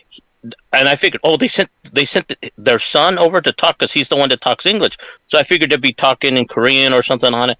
No. They spoke Spanish. And I was like, okay, because I know nothing of Korean, but I can kind of make something up if I come over for it. But because of that, we took pictures. They took pictures of me and my family, my parents and stuff on it. So we had a blast just for that little meeting and all together and stuff with it. But you would have never, if you would have put this into a movie, you would have misread it from the get-go. Yeah. You would have like, but they talk Spanish. You're like, I wasn't expecting that. That would be the focus as opposed to the good experience. Yeah. Well, it's up to good experience. And that's what I mean. Is sometimes they wait and stuff on. So they had Koreans, but they had a Hispanic type of bringing because they were fluent in Portuguese. The grandfather was there. The mother was awesome. And the mother was awesome. Just talking about and asked me where I was and stuff on it. And so you could see it on it. repetitive in the culture because the mannerisms of her was like my grandma. Oh, really? And when you looked at it, you went, and you couldn't say that, you were like, wow, similar manner, because she called me, okay, remind you, I'm nothing to the family. But because I talked and I was generalized, she was going, no, hijo, sí, hijo, no, son. And I went, I get it. I understand the reference. I'm not your son, but you're treating me But it's like still part of the a family. term of endearment. Right. Yeah. It's still a term of it. It's like an old lady calling you, hey, honey, Yeah. hey, dear. That's what me. It's a term of endearment. Mijo is like little one, little boy, my little boy. Little. I don't. And I'm like, I'm still learning. and so the nuance, just like that, sometimes you miss in the translation, like in the movies, like you were talking, Ron, that they don't experience that, and you don't see that happen because that is a term of endearment. But if you're not in a Hispanic family, you would never know what it means. But like if you were an American, it would be, thank you, honey, thank you, dear. Why does she keep asking you for garden tools? What are you talking about? Well, she wants a hoe. She keeps saying me ho, me ho. Are you stealing her garden tools? That is a terrible joke. Thank you for the courtesy smile. It's a terrible joke. Thanks. I appreciate it. They're all We in your can't afford shed, the aren't snag they? drum. Well, sorry. We can't afford the snag drum, yes. Oh, Yeah. I have one. It's in the other room. Near drum. Well, we shut down. Like and subscribe. Help us get a Like snare and drum. subscribe to help us afford a storage unit so my house doesn't look like a hoarder's house. Because we got rid of the second storage unit because, and yeah, my living room, yeah, looks like a storage unit now. It's just crates and my drums, but so Get the drum back. I refuse to get rid of my drums. One day, man, we'll get a band together. So I guess the same could be said with all of the cultures around the world where you have multiple, even the Pacific Islanders have a ranking system. People all over the Mediterranean, all over Asia, there's groups that don't like other groups. There's groups that think they're better than other groups. This is nothing new. We're humans. This is what we do. That's a human trait. Yeah. Yeah, we hate stuff and each other. It's what we're good at. That's how the atlatl and the arrow were invented, right? I'd really like to stab that guy, but he's all the way over there. Fuck him across the field. Let me throw this. Oh, it can only go so far. How are you doing, Can I Rob? make it further? I am turning into a pumpkin. Are we Yeah, going pumpkin. to end it here because it's, wait, is it, yeah, it's after 8 and we're Yeah. almost at the 3-hour mark. Yep. So when you tell me it's time to go, I try to eke it out for another 5 minutes. So that would, I'm the aged one. you're the one that has to get up ass crack early in Oh, the, yeah. you and Ron. It's like I'm not- Ozark. You're what? I'm not that early. I'm 6 o'clock. That's not as bad as it could be. Oh, yeah. The ultimate shift is 4 to 1:30. God, I missed Mm. that.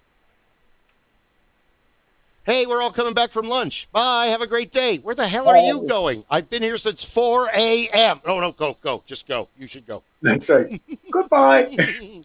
Yeah, don't fucking argue with me. I was here when you were dreaming about whatever today. But, well, let's recap. We talked about cartoons becoming movies.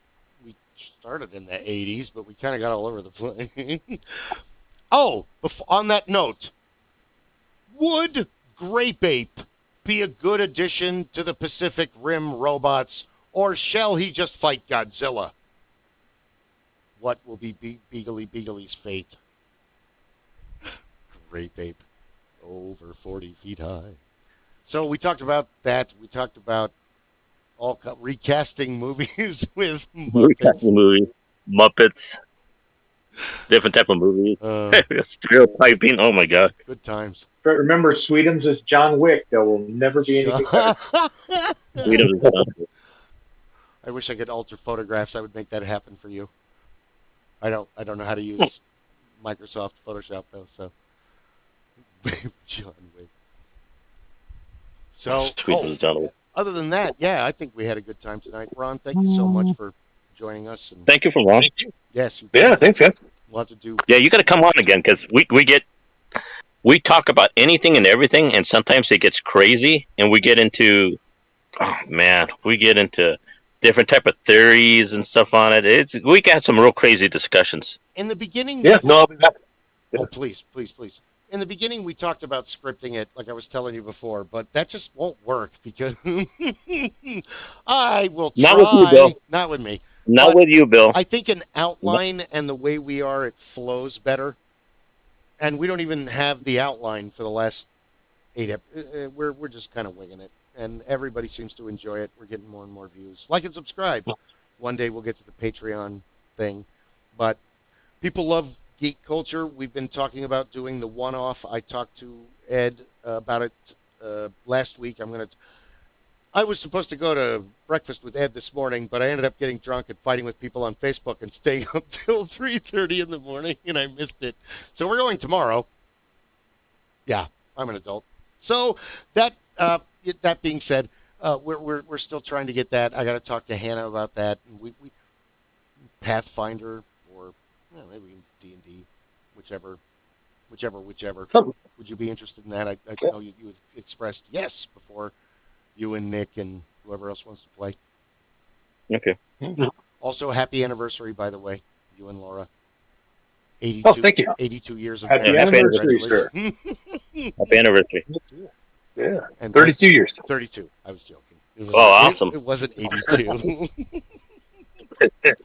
No, Laura. I love Laura. It's amazing. I'm so happy for you guys. But yeah, like and subscribe. Thank you once again for watching the Supreme Council of the Master Geeks Lodge. Thank you from all of us. And yeah, next Monday, 5 o'clock, we were having it. I am not a computer guy, and I do not know how to work Discord properly. So it was a challenge, and thankfully Ron knows what the hell he's doing. So we got him on here this week. Okay. Seen right or not, we got there. Yeah. Anybody else? Thank you for coming on, Ron. Closing. Thanks. Closing. You're welcome statements? back at any time. Yeah, been a member of the council all along. We just haven't got you on till now. Well, we'll have to do blacksmithing again, because, God, we haven't been over there in months. I haven't been over there. I'm sorry, Rob. But, yes, No thank you for worries. watching. We're almost at we're 4 minutes away from 3 hours. Hope you enjoyed the podcast. Like and subscribe. Remember, you can watch it without the sound. I need the likes. Thank you very much. And the views. Okay. Good night, everybody. Good night. Thank you very Take much. care, gentlemen. Have a great one, guys. Bye.